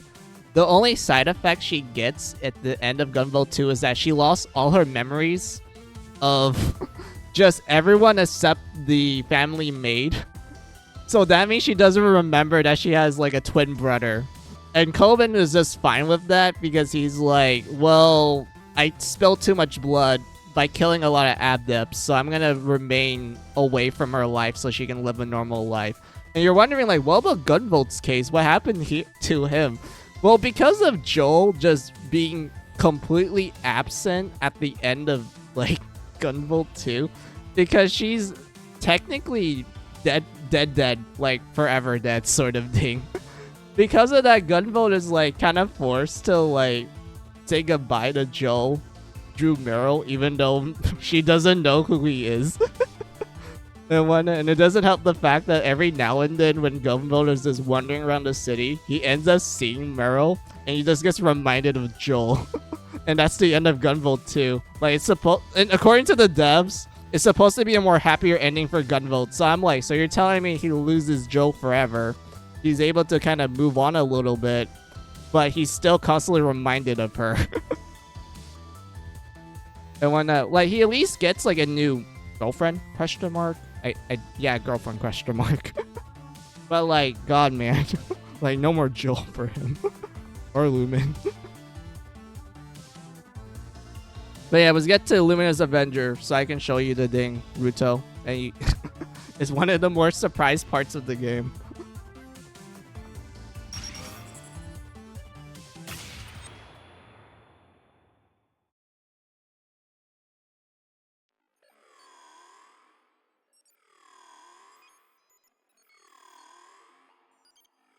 And Gunvolt and Meryl live happy after until Gunvolt 3 fucked it up. Yeah, like, look, I like Gunvolt 3 for the gameplay, but my fucking god, I hate how the story takes place like 100 years after the events of Gunvolt 2. Yeah, like Ruto, like, there was a time gap between Gunvolt 2 and 3, and they're like, hey, what should the time gap be? Should it be like a couple of years, maybe a few months? No, 100 years.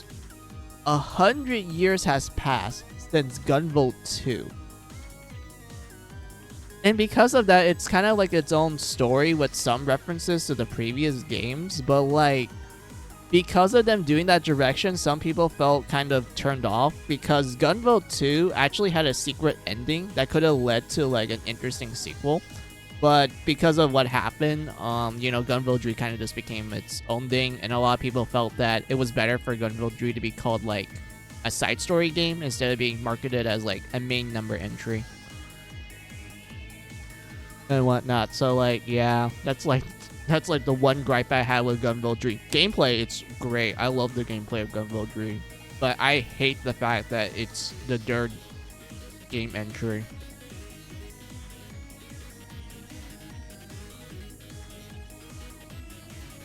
I don't care what Sarima Gunvolt friends have outside of Meryl has. No way someone could live that long. Yeah, exactly. Like, it's like 100+ years. Like, I don't even think adepts live that long when you think about it, Ruto. Unless, like, you go to that one particular plot point for Gunvolt, but even then, that's rare. I feel like adepts are, like, they have, like, the normal lifespan of a human. Like, they don't live, like, 100 years plus. It's rare. But, like, yeah, so...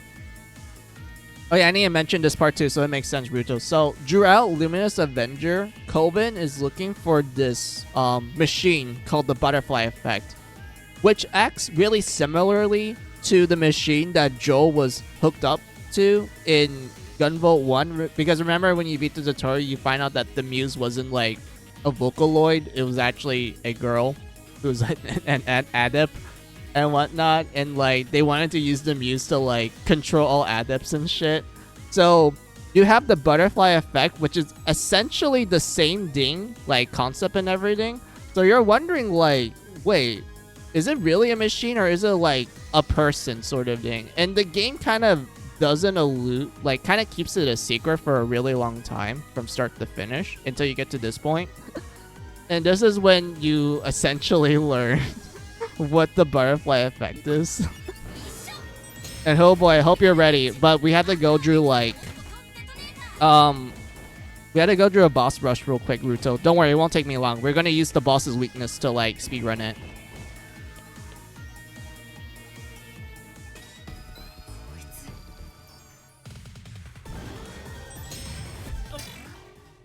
Are we still playing Azure Striker Gunvolt, or we're suddenly in Scarlet Nexus territory? Probably both.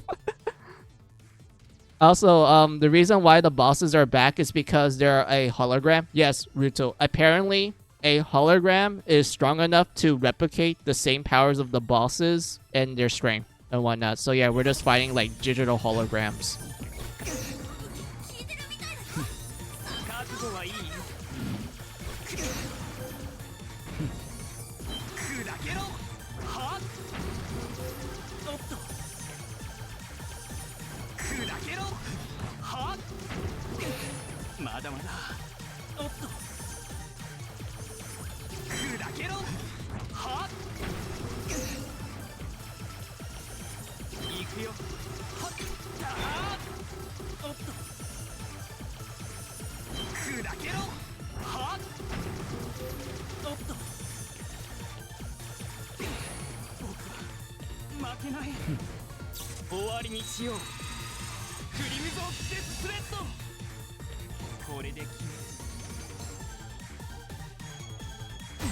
Oh fuck, I messed that up. Oh.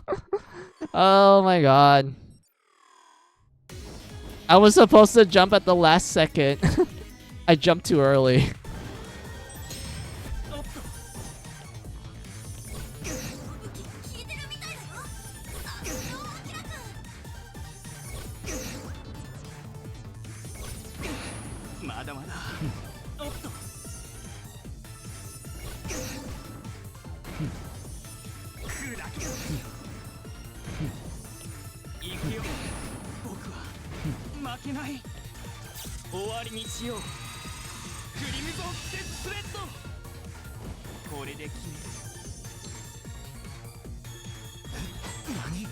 Fuck. I keep messing up the timing.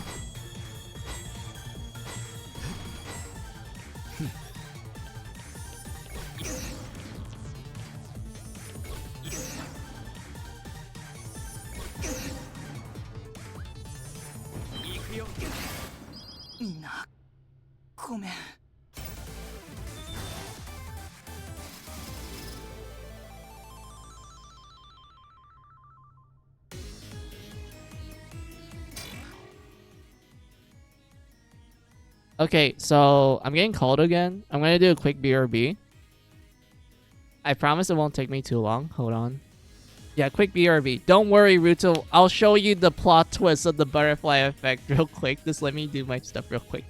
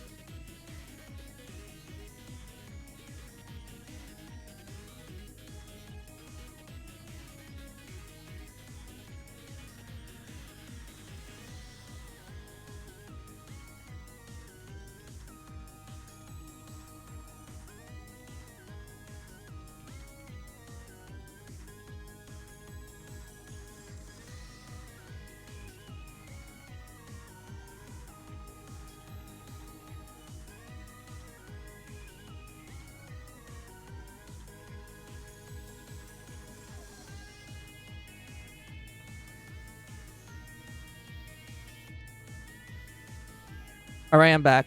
Also, oh my god, exciting news. Some stuff I bought from Play Asia actually came. I got the package, I just need to open it. It's some games. Don't worry, I'll reveal it when I stream next time. Or maybe I'll like show it off on like my Twitter. Just like make a post and like show the stuff I got from it.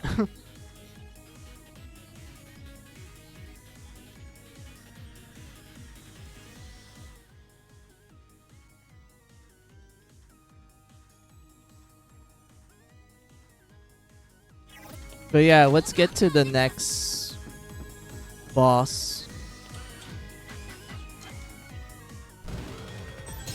ほな行くで。あっあ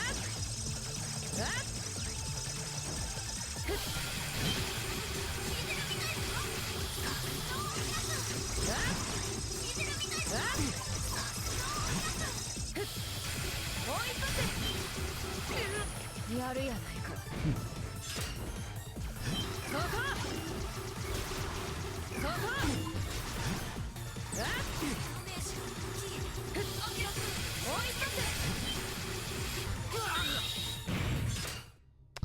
Damn it! I need to redo it!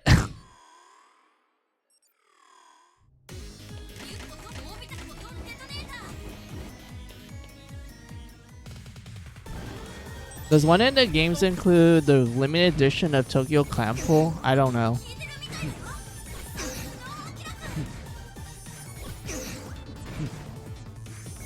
砕けろ。まだまだ。おっと。か。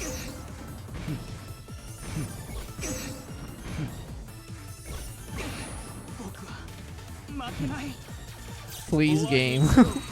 Please let me get to the level. これで決める。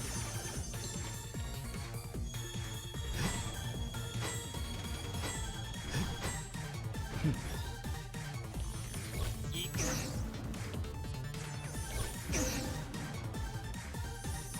行くよ。はっあーみんなごめん。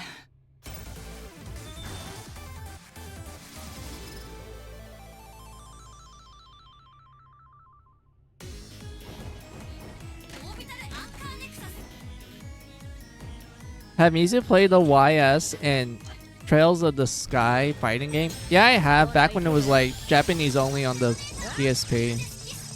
It was an interesting game.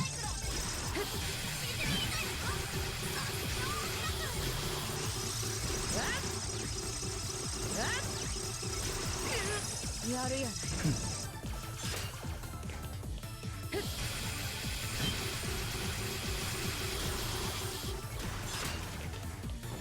見せたるわ。あっ、うん、潰れとき。もう一発。そこいてこましたる。逃がさへん。気入れてこか。とっておきや。グラビトンパンダモーニアム。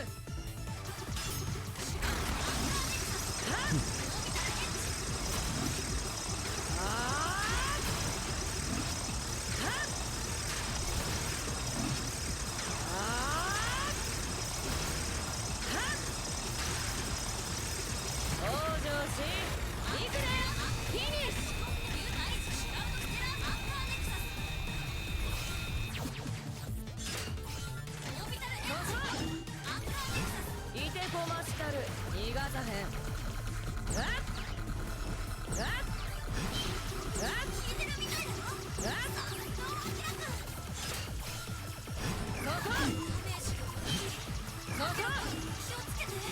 見せたるわ。ないない。 Now it's coming for PlayStation 4, Switch, and PC. Oh, that's nice. It's actually surprising that they finally localized the crossover game.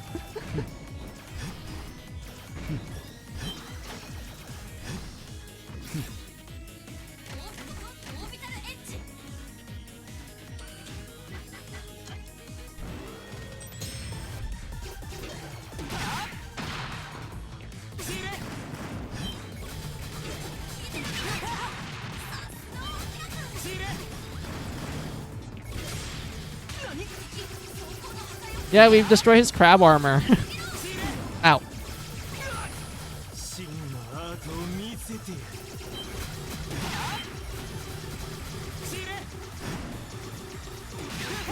Ow.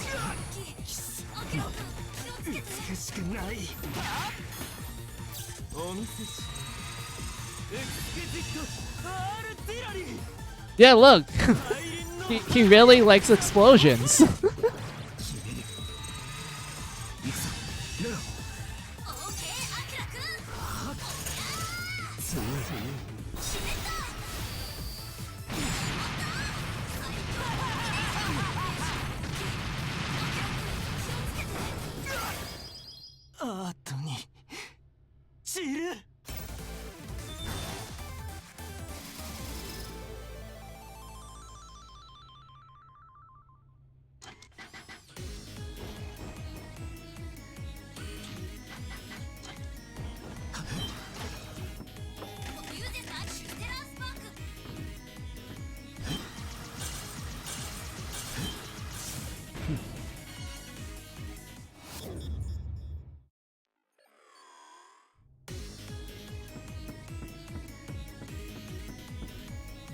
Okay, Ruto, we're here.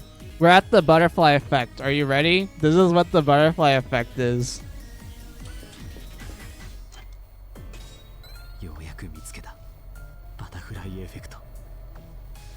いや。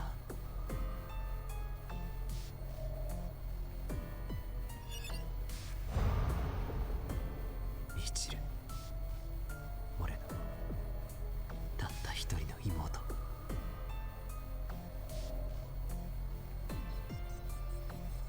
僕の疑似セプティマ期間を感じてる。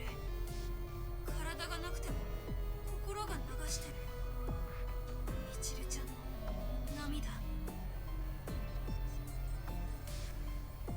僕の力のオリジナル、サイバーディーバのセプティマホルダー。みちるちゃんの脳を生体パーツとして組み込んだ悪魔のマシン。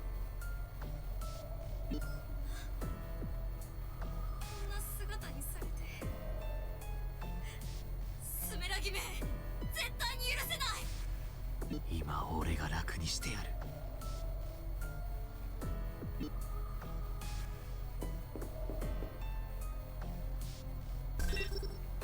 Look at the back, please.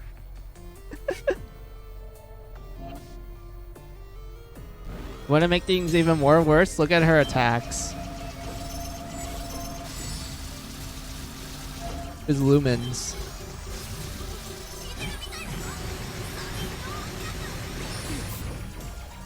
And to make it even more worse is that the boss is weak against Stellar Spark, which is made from the Azure Striker power. So in other words, the electricity powers of Gunvolt. That's the weakness.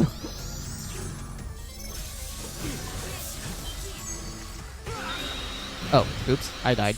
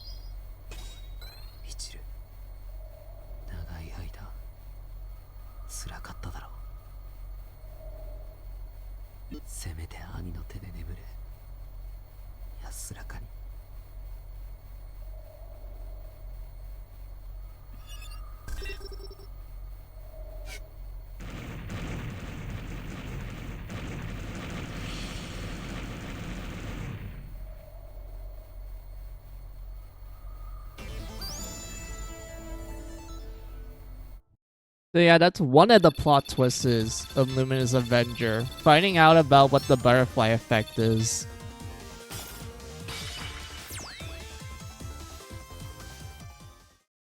Now here's the second one. Are you ready, Ruto? Here's the second plot twist. Is down here. Oh yeah, I need to show the mission details so it makes sense why we're here. Hold on.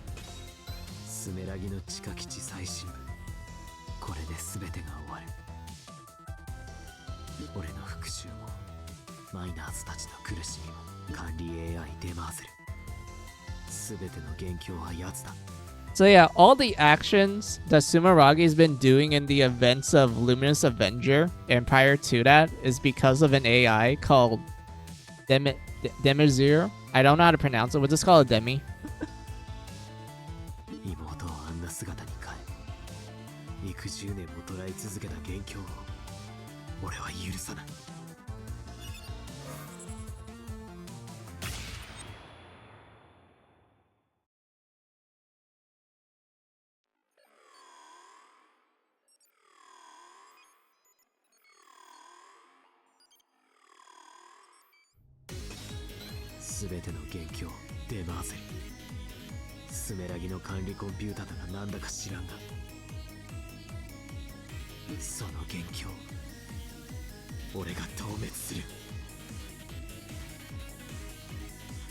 Excuse me, but I think I have a pile of yellow bly I need to release in front of the nearest Sumeragi related building. I'll see you, hence.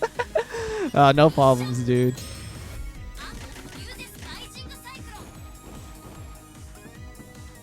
Alright, we need to fight the next 3 bosses again. Hold on.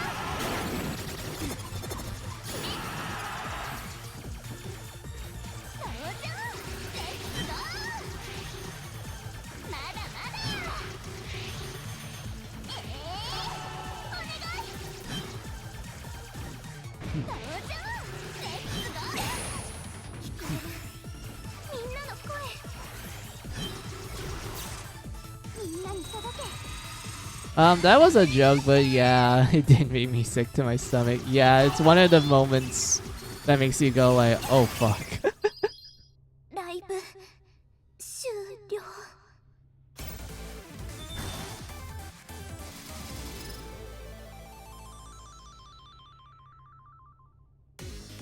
Oh yeah, to lighten the mood, the next boss we're fighting, he uses spirals to attack. He's literally like a Gurren Lagann reference. He's also based on the Lion constellation as well. And he's also a member of the Yakuza. Now, you want to know what he's weak against? He's weak against this, a cloth. You want to know why? Look.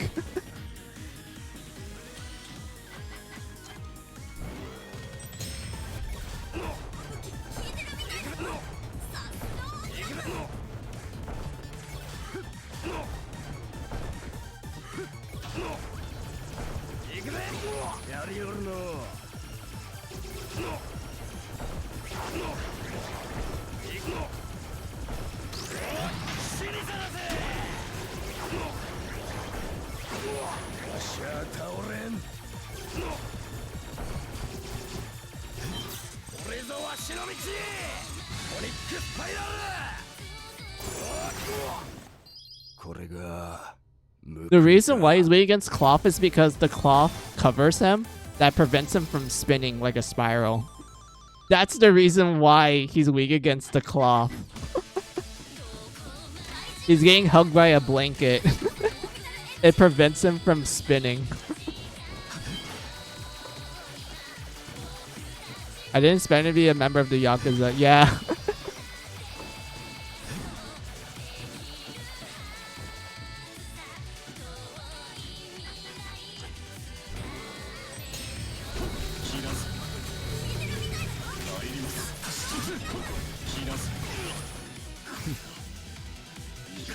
Oh yeah, I forgot I mentioned this boss. Okay, so this boss is based on Taurus, the bull constellation. So this guy is an android. He's not a human. He's an android that developed adept powers. But because of him being an android and the fact that he developed supernatural powers, Sumaragi's like, yo, we want to experiment on this guy. We want to like break him apart and such.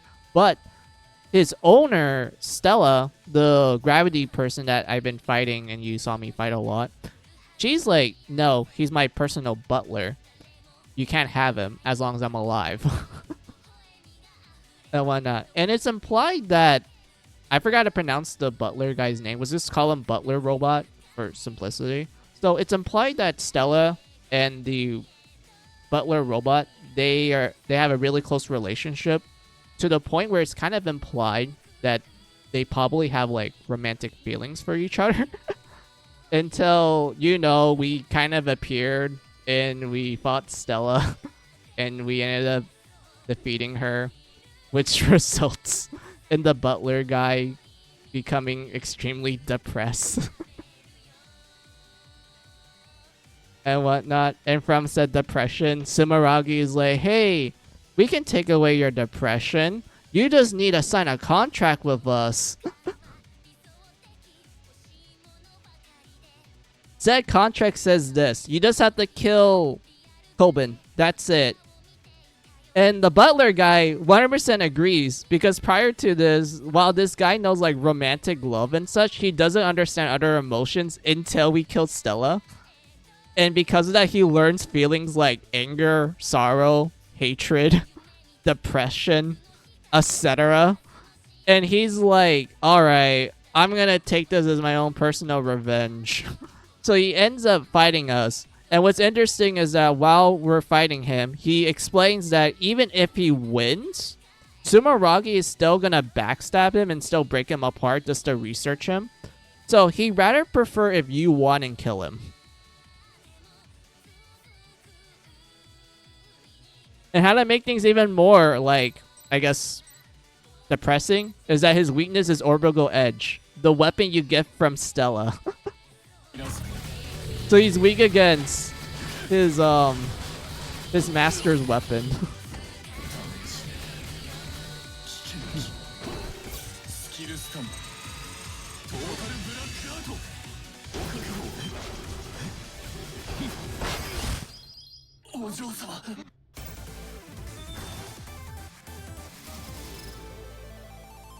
I guess Sumeragi above hiring some Tojo clan reject. I know, right?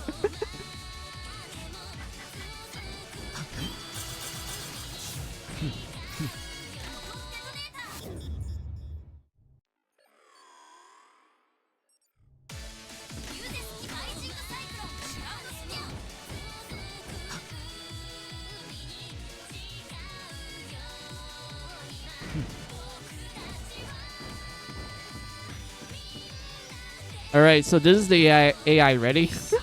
Ready, Rito? It's a familiar face.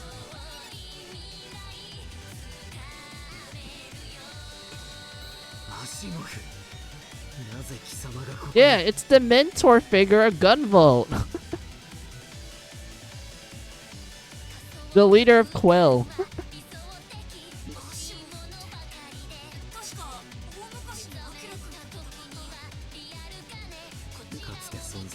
テロ組織の頭目スメラギと敵対していた雷撃のセプティマホルダーだ。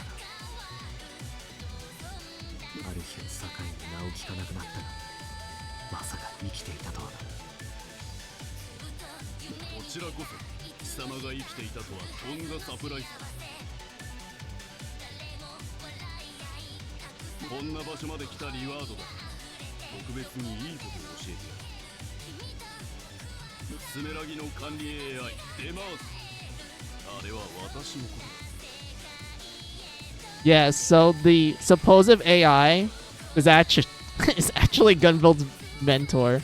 So he managed to break into Sumeragi and pretty much took control of everything.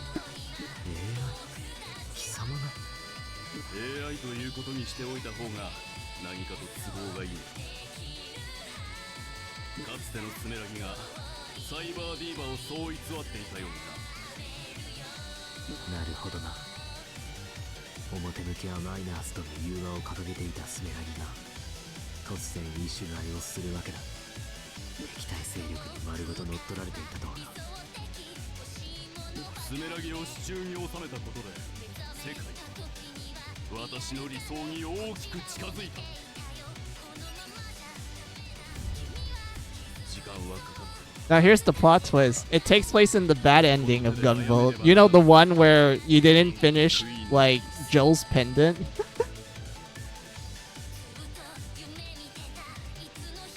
And such. So you're like, yeah, this is Luminous Avengers, like, storyline. It takes place in the bad ending of Gunvolt 1.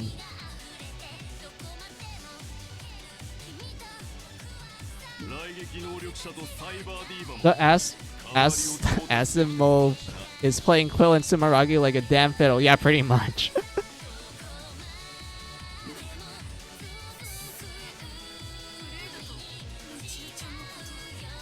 So you kill Gunvolt and Joel. Yeah, so in Gunvolt 1, there's two endings.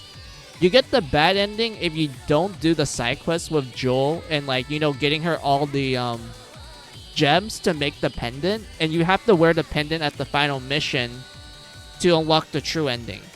So in the bad ending, Gunvolt and Joel die. They just straight up die. Like, in the bad ending, they're dead forever. In the true ending for Gunvolt, you know, Gunvolt ends up surviving because of Joel's pendant, except, you know, Joel is dead, but she ends up merging her consciousness with the Muse's power and plug it into Gunvolt. And that's why, you know, she's technically alive inside of him, but as like a little ghost, like mind ghost essentially. And then, you know, you see the final ending sequence, and then Gunvolt fights at Asimov and, you know, kills him and such, and that's like the end of Gunvolt 1. Like, I know he killed Gunvolt, but I didn't I shouldn't have seen this coming. Yeah.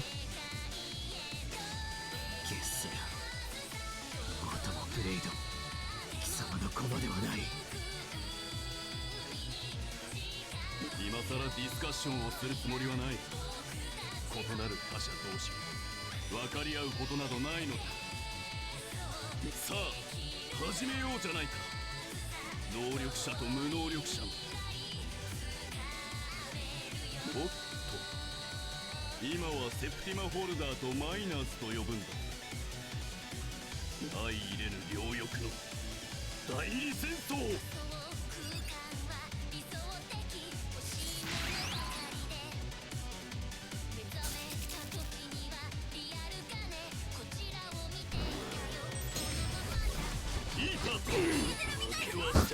Oh yeah, so this guy's weakness is the cloth because you use the cloth to cancel the electricity.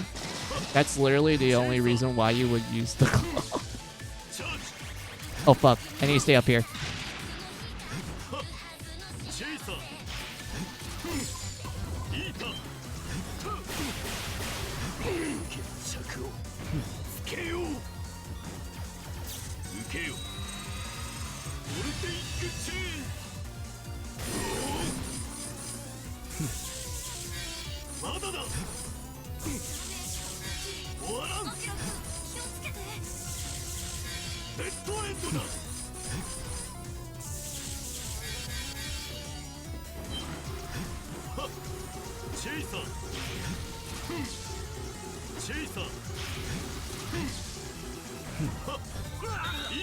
Wait, what?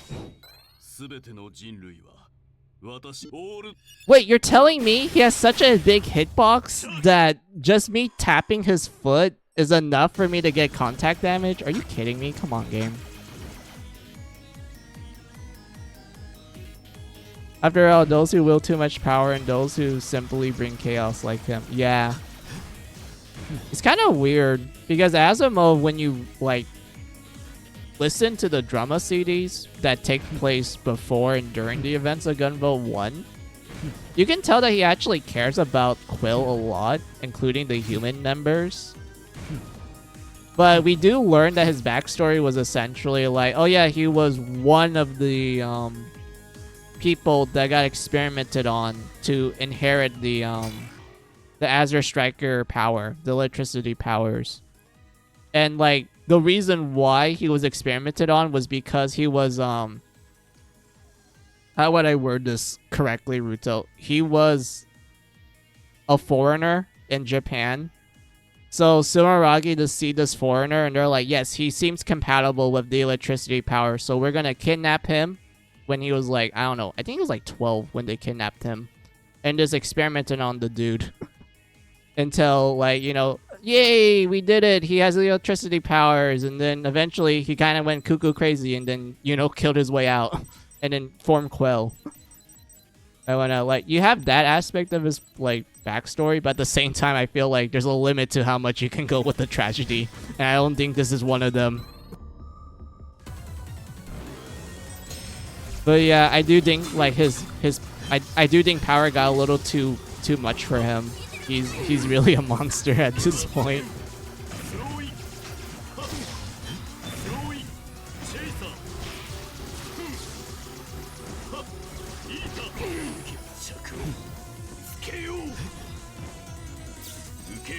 They're simply not part of the program, are they? Yeah.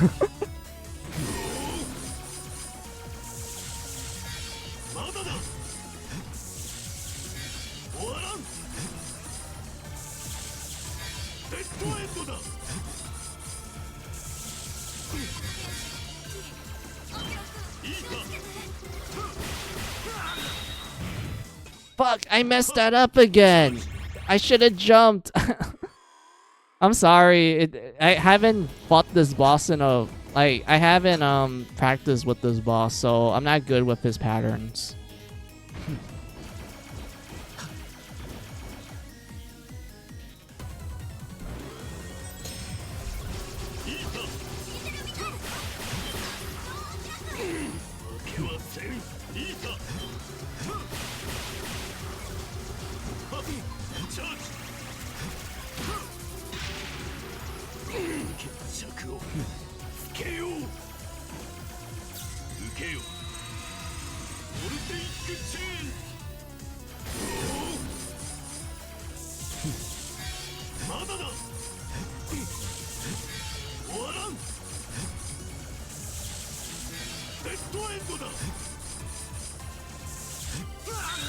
Damn it. Don't worry, I can beat him. I want to show the second phase.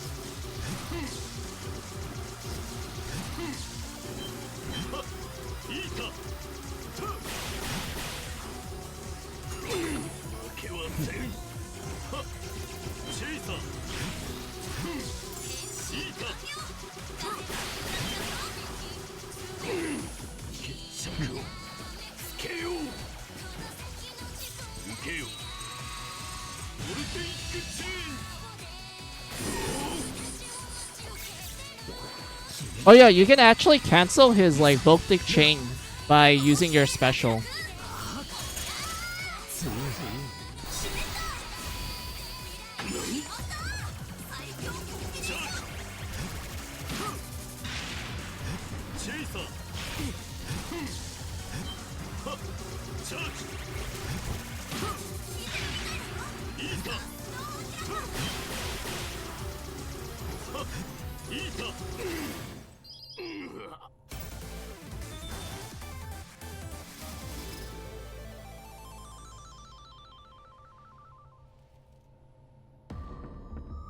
Alright, Ruto, ready for this the dirt plot twist? Here's the dirt plot twist. 他の復活能力者と同じ。無駄なガキだ。そんなものは私の芸に過ぎない。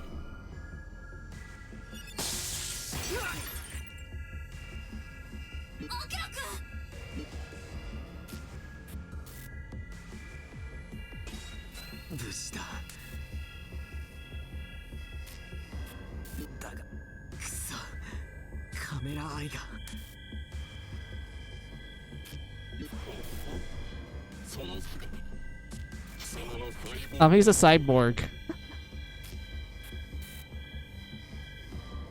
Like, Coben is human, but he became a cyborg in the events of Luminous Avenger. And here's the reason why. Ready? 貴様と会ってからどれだけ時が経ったと思っている。お互い100年以上前の人間が当時のまま生きているわけがないだろう。 Yes. It's been 100 years after the events of the bad ending of Gunvolt 1. So all of this stuff that I've been telling you about in the world of Luminous Avenger, how the Minos are like oppressed and how all the adepts are pretty much forced by law to kill any Minos on sight. And how Sumeragi is essentially the giant dictator like enemy again. And how like Asimov does a lot of, you know, fucked up stuff with Meryl, his Coben's little sister and whatnot, and she's been stuck in that machine for 100+ years. She's been stuck in the butterfly effect machine. Remember, they have to pop her brain out to plug it in. She's been stuck in that state for 100+ years. She can't like self-tournament, like she can't take away her own life because there's a literal program that prevents her from doing that. So she has to ask her older brother to do it for her.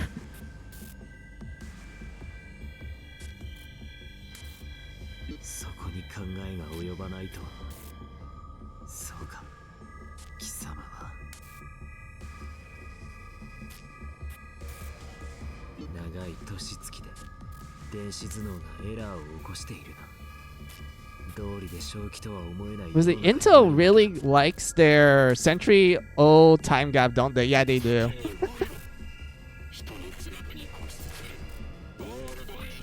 And if you're wondering, like, wait, I thought Asimov was an adept that had like a normal human lifespan. How's he able to live for 100 years? Like, ready?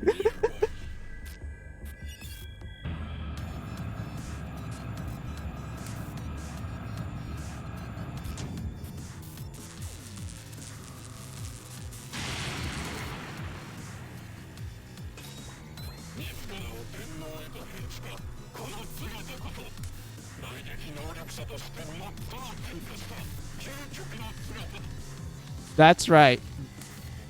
By transforming himself into pure electricity, he's able to live for a long ass time. So he abandoned his human form and became a being purely of electricity. And according to him, this is one of the, I guess, ultimate achievements for any adept that has electricity powers. So the guy casually found, like, I guess, a formula of immortality if you just happen to use electricity powers. Transform yourself to pure electricity and disguise yourself as an AI.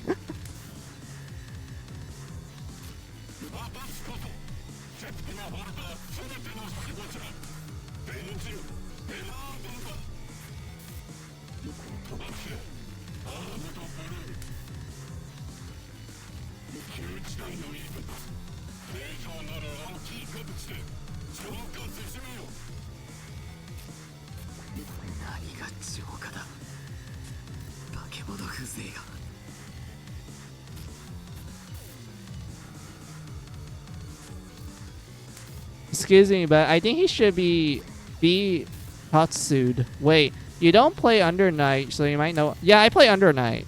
Under Night Rebirth? Yeah, I played it. So I know what you're talking about.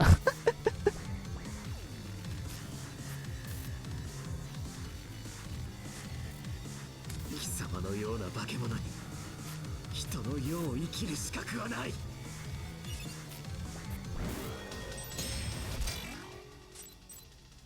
Oh yeah, his weakness is bombs, because in order to damage him, you have to hit his computer monitor.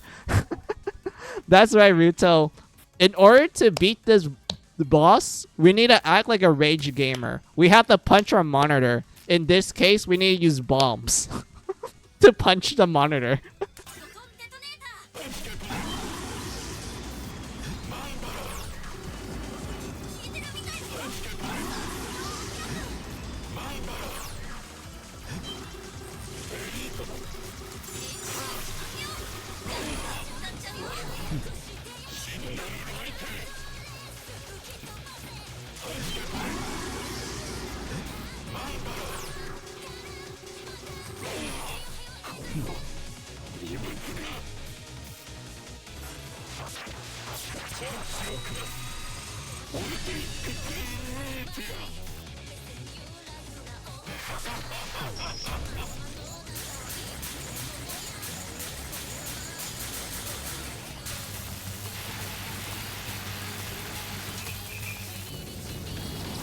Oh.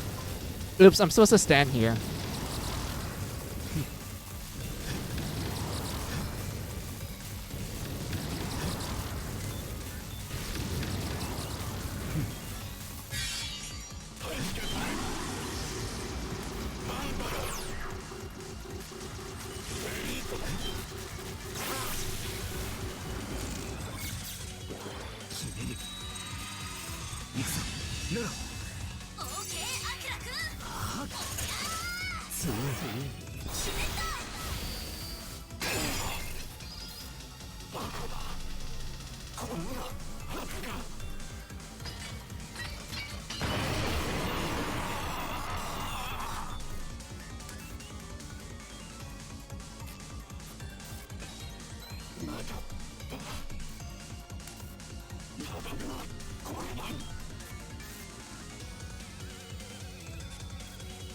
Breakdown, yes.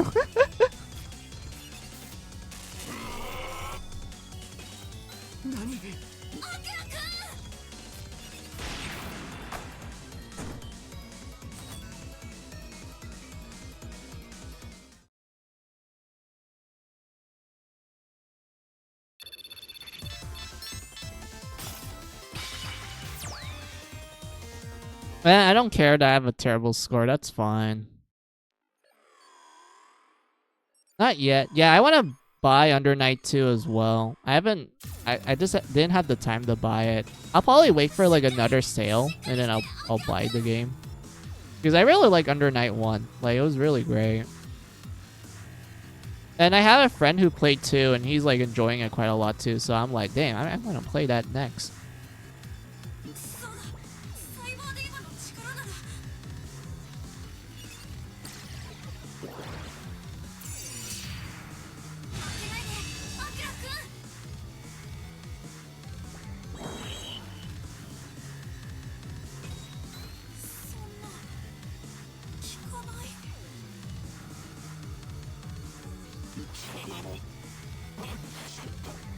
Wait, Ruto, Anthem failed. Wait, excuse me. Anthem, the most broken skill in the game, the power of J-pop, it failed? Oh my god. This game must be serious if Anthem failed. Oh my god.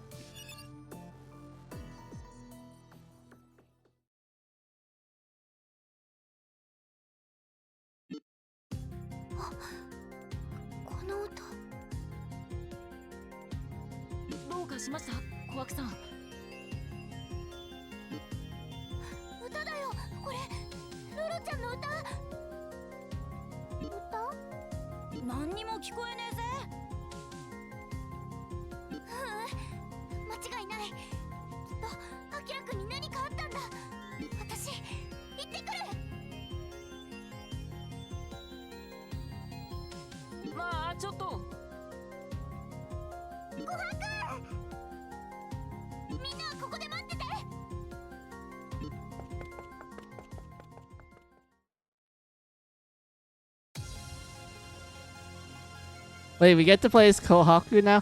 Unfortunately, no. This is the credits. So we're just gonna watch her go through the entire, like, final stage just to get to where we're at while the credits roll. Unfortunately, she's not playable, which is a shame. I kind of wish they made her playable because of, like, another Into Crates game that I remember they actually did do something similar to that. But, man, like Ruto, imagine, like, making her a playable character like Kohaku. Like, it'd be interesting because she's just a normal human. Like, she literally doesn't have, like, you know, technology that Kobin has, nor she's an adept. She's just a normal ass human. So I'm assuming her segment might be like a stealth mission, sort of, like, you know, a light stealth mission, not like something super intense, but more like, oh yeah, she can like platform and it's better to avoid enemies rather than like engage with them. And if you accidentally engage with them, she probably has like a stunt gun or something. Kind of like Zero Suit Samus, what they did with Metroid Zero Mission, if you're familiar with that game. Because there's an actual segment in that Metroid game where Samus doesn't have her full armor. She's in her Zero Suit. So you have to play her segments a little bit more on the stealth side. But she does have a stunt gun that helps her out if she gets caught and whatnot. I'm thinking something around those lines. Yeah, I think they should have made her playable. Yeah, I agree. Like, they should have made her playable. It would have been so cool.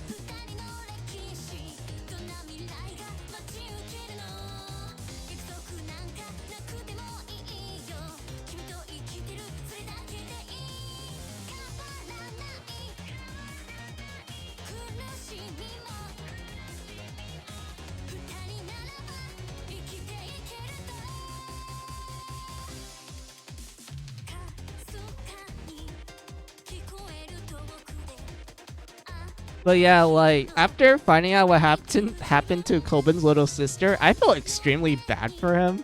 Like, Kobin, I just think he's a fine character. He's not my favorite. I like Gunvolt more, personality-wise. But Kobin, I felt bad for in Luminous Avenger when you learn about what happened to his little sister. And it gets even worse when you learn that it's like a 100-year gap. So she's been stuck in there for 100 years. And I felt like absolute sympathy at that point because like, I'm an older sibling. I have younger siblings. Like, I'm not the type of older sibling that would say like, oh, Yeah, I love you or I like you and such. I'm more like I care about you and that's it. I'm not that, I guess, emotional when it comes to them, but I care about them a lot. If if I went through something similar to Colvin, I'll probably lose everything. Like, I'd just lose my mind at that point. So I felt really bad for him when I saw what happened.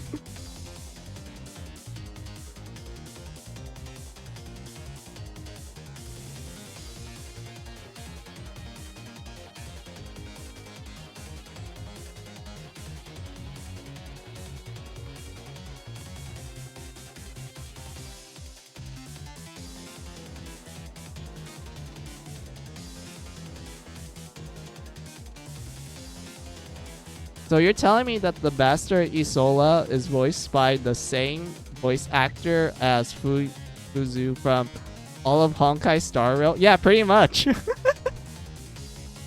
lot of recognizable names in Luminous Avenger. Like, I actually recognize a good chunk of the voice actors here.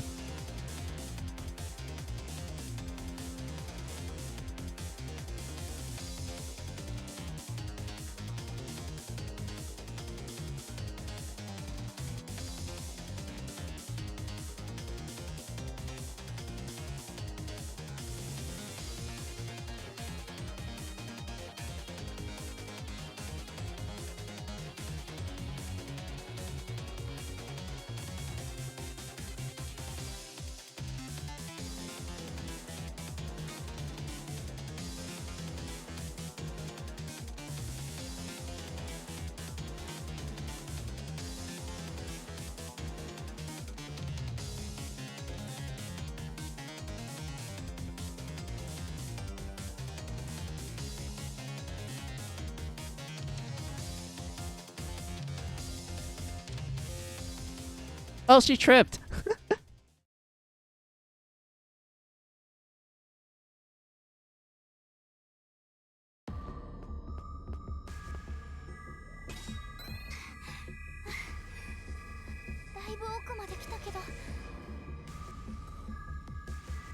I'm honestly surprised you managed to get down here with, like, no issues. Like, think about it, Ruto. Like, you saw the amount of stuff we had to go through just to get down here?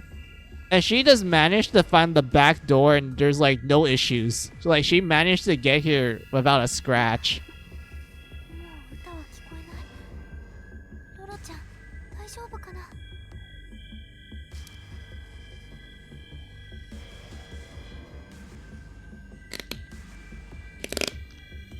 Oh, oops. Accidentally hit something. My bad. Oh, look! It's for Azumos. And she doesn't even know who he is because she never met him.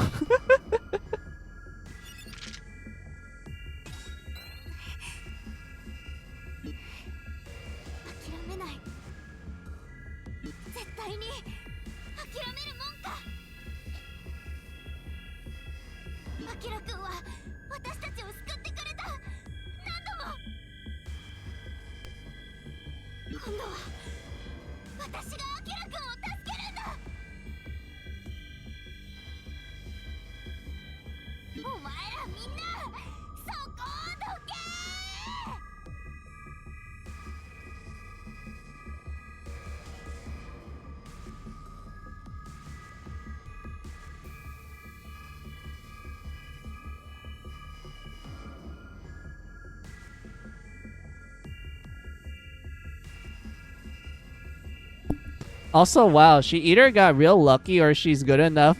She has good enough fisticuff skills. I'll say both.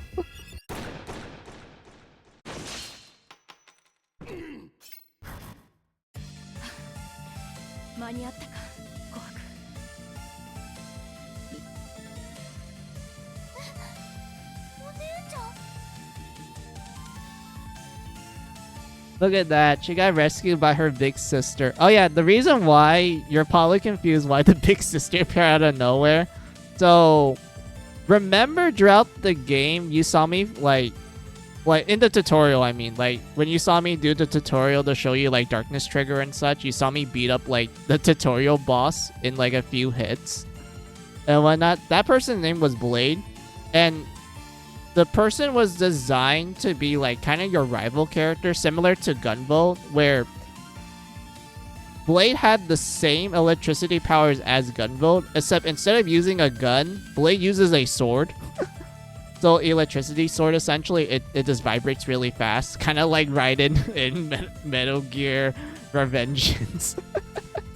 And whatnot. So throughout the game, you fight Blade, and while that's happening, Kohaku explains like, "Oh yeah, I have a big sister, but I don't know what happened to her," and whatnot. And then eventually, you kind of piece together that Blade is Kohaku's older sister, who got captured by Sumeragi, and was tortured and experimented on.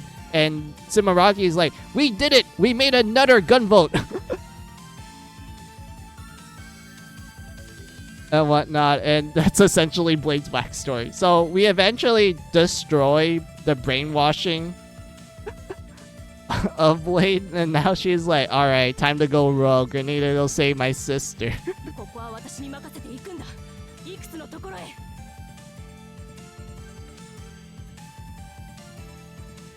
スってみゆちゃん、どうして？それにその格好。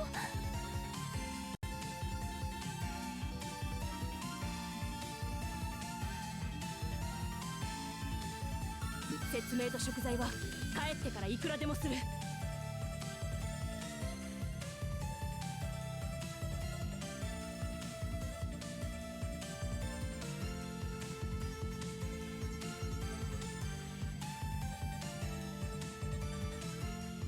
それより今は行くんだ。正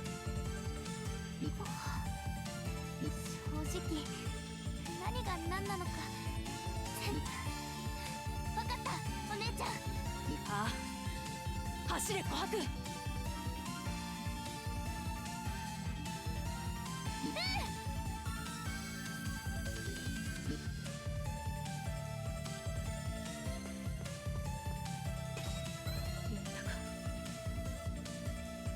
Honestly, Blade is another character I wish was playable too. Like, imagine, like, essentially Gunvolt, but with a sword. That's essentially her moveset. And I'm like, maybe she play like Zero from like Mega Man. Like a mixture of Zero, but add some like Gunvolt features. That would have been cool. But unfortunately, no, she's not playable. You only fight her. この場で注がせてもらうぞ。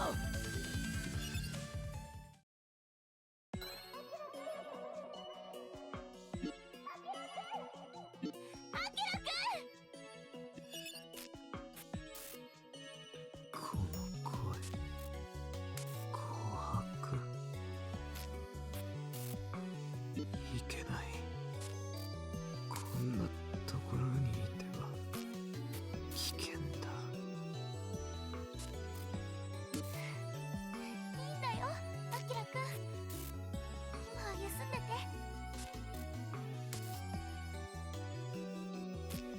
アキラくんはこんなになるまで戦ってくれた。後のことは私に任せて。紅白。その目絶対に後で直すから。ちょっとだけじゃ借りるね。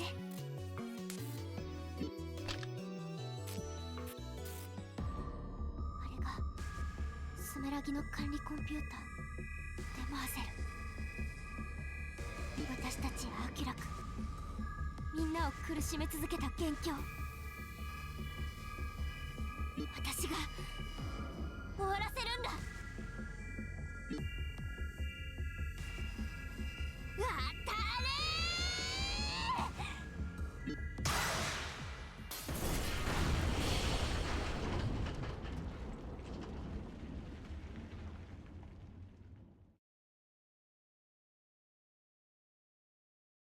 Well, she got a strong arm. She used Kobin's revolver gun.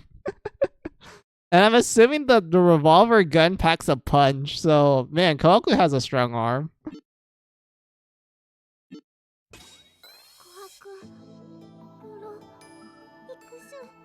3人とも早く帰ってくるのです。大丈夫。3人とも無事だよ。絶対に。琥珀さんが待っててって言ったんだ。きっと帰ってくるよ。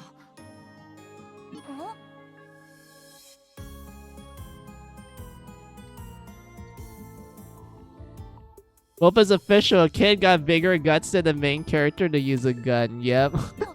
おい、あれ。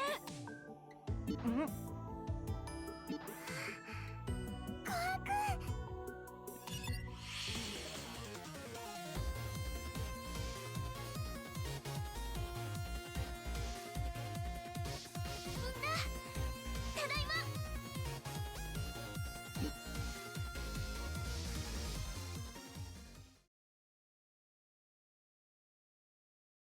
And not some fake ass invoker, an actual revolver. Yeah, it's a real revolver. Oh yeah, I need to point this out, Ruto. You see the upper right corner? There's like a little sign there. You get more of these signs when you do like the side content. You get one for beating the game. You get a second one if you beat all the special missions. Just in any rank. You don't have to like be a perfectionist. Just finish the side mission.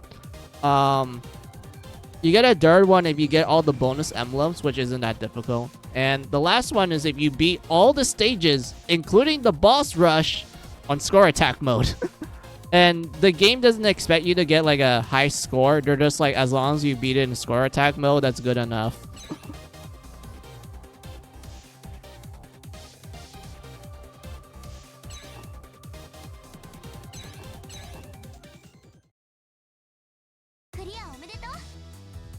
Will you create an order of which Gunvolt game to play first to the latest one? I feel like you could just play Gunvolt 1 and 2. And then at that point, you can just branch out wherever you want.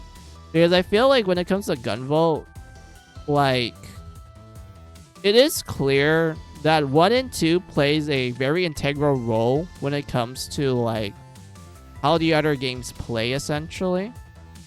And it peaked at 2. Yeah, a lot of people say that Gunvolt peaked at Gunvolt 2. Like, Gunvolt 2 is considered the best game of the franchise and whatnot. Even though I do have my own personal gripes with 2, but I do think, like, what most people say, it is a really great sequel. Like, it did fix a lot of, like, things that Gunvolt 1 had, while also improving on what made the first game great. Like, I would say 2 is, like, a really great sequel because they actually took into account of like the complaints that people had with the first game and actually properly addressed it to the point where I feel like out of all the Gunvolt games, I think 2 is the one that's been replayed the most because of that and whatnot. So yeah, outside of Gunvolt 2, I would say Luminous Avenger 1 is like my personal favorite. Like, I think this one is the peak when it comes to like overall Gunvolt goodness, in my opinion, Shinx and Ruto. Because I really like Luminous Avenger 1 a lot. Like, I really love Kobin's gameplay and how they fine-tuned it in this game. And it just feels so satisfying to play. Like, it legitimately feels great and whatnot. Not saying that it was terrible in Gunvolt 2. I'm just saying that they refined it to such a perfected degree in Luminous Avenger that it just feels so satisfying. It's kind of like, I don't know, when people play Yakuza 0 and they're just like, yo, this is the peak of like the beat 'em up Yakuza games and whatnot. And I will, you know, agree because it does feel really great to play. They do take into account of like some of the criticism and complaints they had from like the original first Yakuza to all the way up to 0. Like, it really did feel like it's a good evolution and whatnot. So like, yeah, it's kind of like in that category, if I'm making sense to you all and whatnot. You have Luminous Avenger 2, which I feel like is kind of a downgrade, but I like the story the most for Luminous Avenger 2. Gunvolt 3, I feel like I would say I love the gameplay of Gunvolt 3, and I do like some of the things they do in the story. I just hate the fact that it's called Gunvolt 3. Like, if Gunvolt 3 was not called Gunvolt 3, I would have been more, like, accepting towards it. I would have been more happy with it. But unfortunately, it's not. It's called Gunvolt 3, and it's the main number entry. Also, I did hear rumors that Intel Creates is gonna make a new game other than like the Gal Guardian sequel. They're gonna make another game, and a lot of rumors speculate it's probably like a new Gunvolt game, or maybe like a brand new IP for Intel Creates. I'm hoping for like it's a new Gunvolt game. I don't know if it's gonna be a spin-off or a main entry. Oh, sorry, a mainline number game. My bad, mainline game. But I'm really hoping that this game that Intel Creates announced is gonna be like, you know, really great and whatnot. So yeah.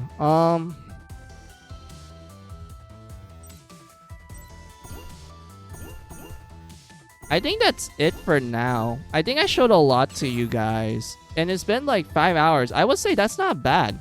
Like legitimately, not bad.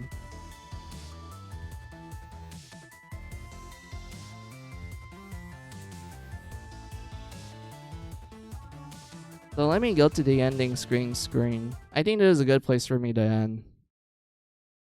Oh yeah, before I'll do my usual like ending sequence and whatnot, I was playing Grand Blue Fantasy earlier, and I was doing like the gacha roulette, because when it's like New Year's, they give you like a roulette that gives you free like 10 pulls, or it can go, okay, the minimum is a free 10 pull all the way up to 200 pulls and whatnot. And I only got the basic like 20 or dirty pulls because my luck is terrible. But I ended up getting the Zodiac, like Chinese Zodiac character that got released like at New Year's. Like legitimately, it was just like the character was just released on New Year's. Do I have a picture? Wait, where is it?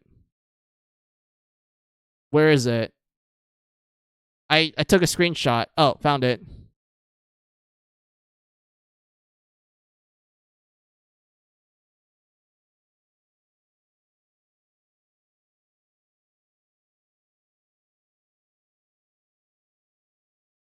So yeah, I managed to get this character who represents the snake.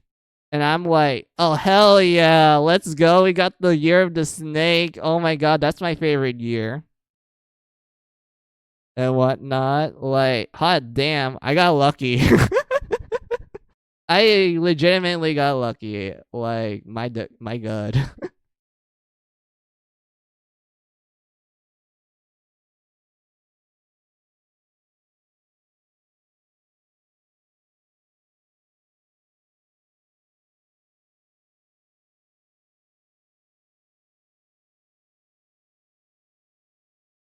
Was it Hamizu watched the 24 Gram Blue Fantasy Fest? I did not. I unfortunately did not. But yeah, that's what I got for my gacha pulls. I have not played Grand Blue in a while, by the way. I only got back to it a little, like, a few days ago because I was doing some, like, grinds and whatnot. But, like, yeah. Man, today's stream's been great. Like, I got to talk to you guys. It's been, like, let's see, the last time I streamed was, like, December 11th. So it's been, like, almost a month. Like, legitimately. Man, I miss, like, talking to you all. Like, for real.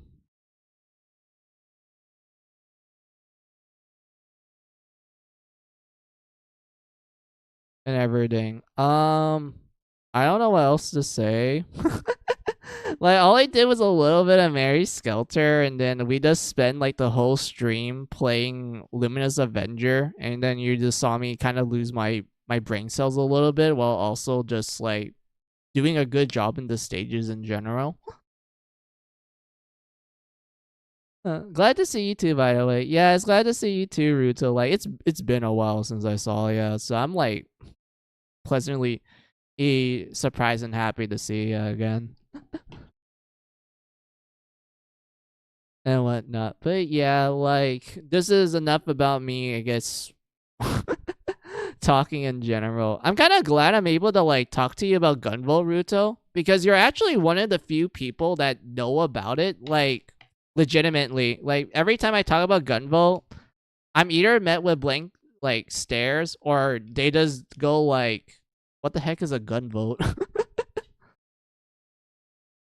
And when it's actually surprising to like see that you actually play Gunvolt 1 and everything, and you know like most of what happens in Gunvolt 1. Well, you just remember the general premise and like characters and everything. Like, I'm actually glad for that, because there's times when I talk about Gunvolt and I feel like I'm a little going on the schizo side when trying to explain like certain details and whatnot. But I'm glad. I'm glad you're able to like catch up on like my conversation and whatnot. Like, I really appreciate it a lot, Ruto.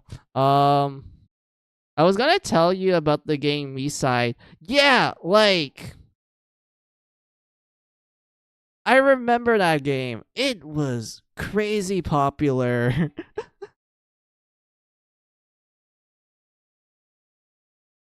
Dude, like, Side, like, absolutely hit like the popularity like wave so hard, like, for real, dude. Like, my god. I mean, props to it. Like, I'm glad that Side managed to gather such a huge following. And like, I have a friend who plays like, I guess, anime games like that, and he's just having so much fun. Like, he talks to me about it a lot, and I'm glad for that, because like, while I don't think I'm gonna like play it anytime soon, I'm glad that there's people who really enjoy the game to the point where they're able to like have such a passionate talk about it.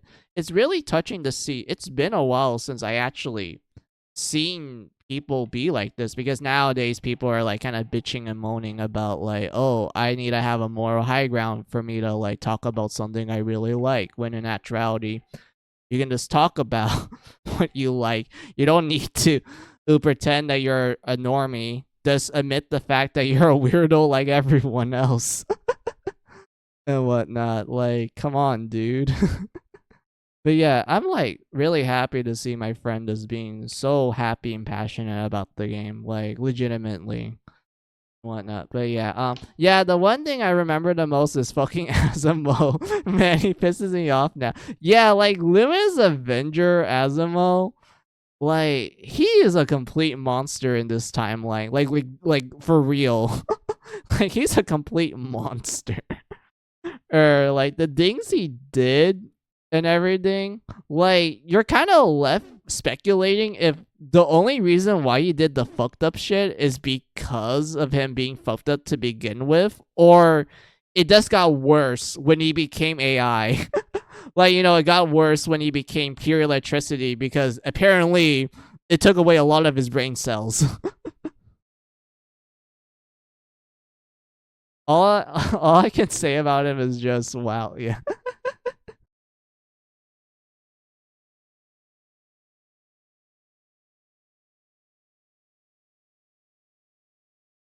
Too bad, buddy. This twisted game needs to be reset. Yes.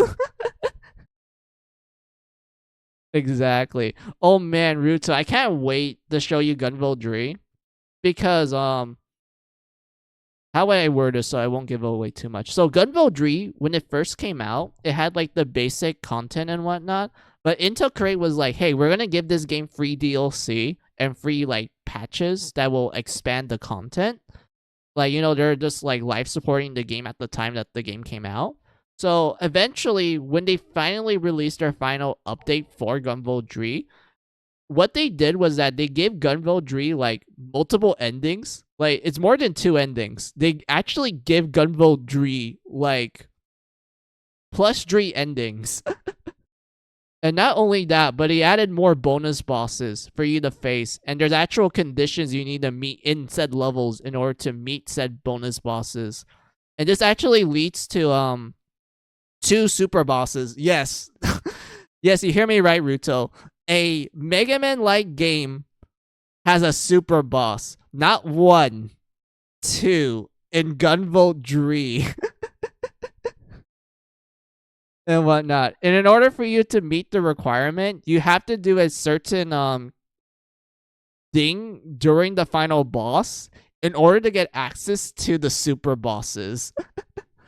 Like, imagine like finding out about this. Like, you have no internet, you're just like you stumble upon this by accident, you're just gonna be like, what the fuck is happening? Like, this is like literal old game logic.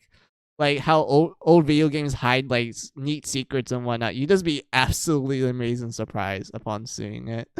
But yeah, the two like super bosses they did with Gunvolt 3, honestly, it's so cool. Like legitimately, it's absolutely awesome. I can't wait to like show you it retail. Like when I actually get to stream like all the Gunvolt games, and we get to Dree, I'm gonna show you like some of the cool stuff they did in that game. Like legitimate. But yeah, they're doing the same for Card CL right now. Yeah. Did they manage to give a good ending for the series at least? I mean, I think one ending is a lot more positive, even though I feel like it leaned towards the bittersweet part, kind of like what they did with Gunvolt 1 and whatnot. But I wouldn't say it's super depressing. It's still really positive. Like, it's positive to the point where, like, the sugar kind of made me have diabetes from it. And whatnot. But there is one secret ending. They added like a funny secret ending. Ruto, it's a gag ending, and I can't wait to show you that one because it makes you go like, I can dig this. I want a game that's like this.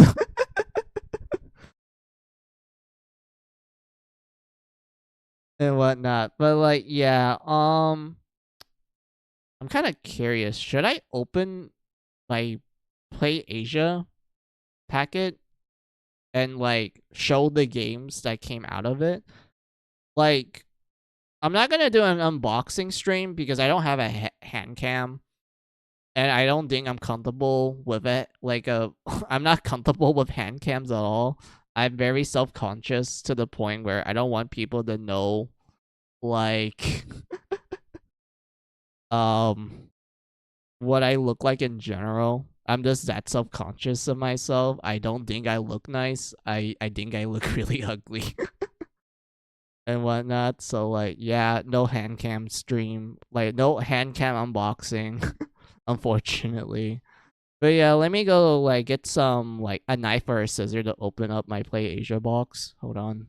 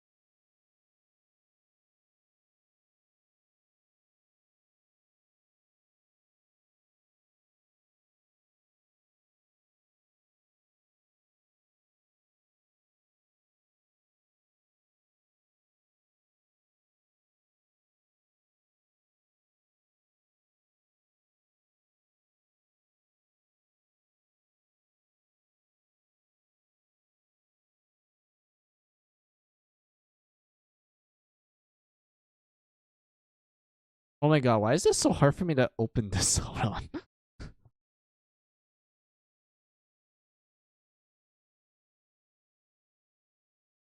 Oh yeah, what you guys wrote down real quick. Gag ending. Intel, do you realize that that's the sign is for wait, do you realize that the sign is for Sumeragi? Not Silent Hill, right? Do you think Yugi Hoshiguma is the best Toho girl? I like Petrololi.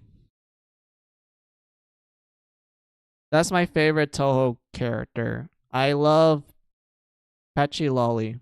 Knowledge. She's my favorite. She's best girl for me. Why do I like her? Simple. She's a neat. She's a bookworm. Also, the fan art for her is great. Like, she is one of the most bipolar body type characters.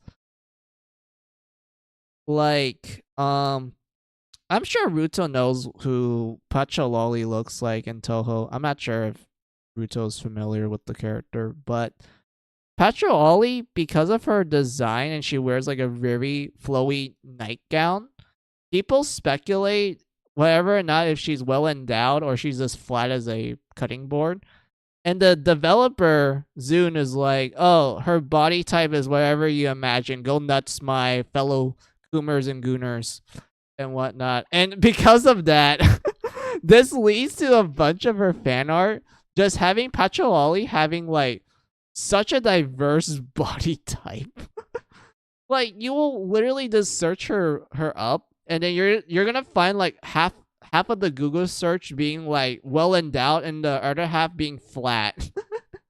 Like, her boob size just changed from fan artist to fan artist, like legitimately.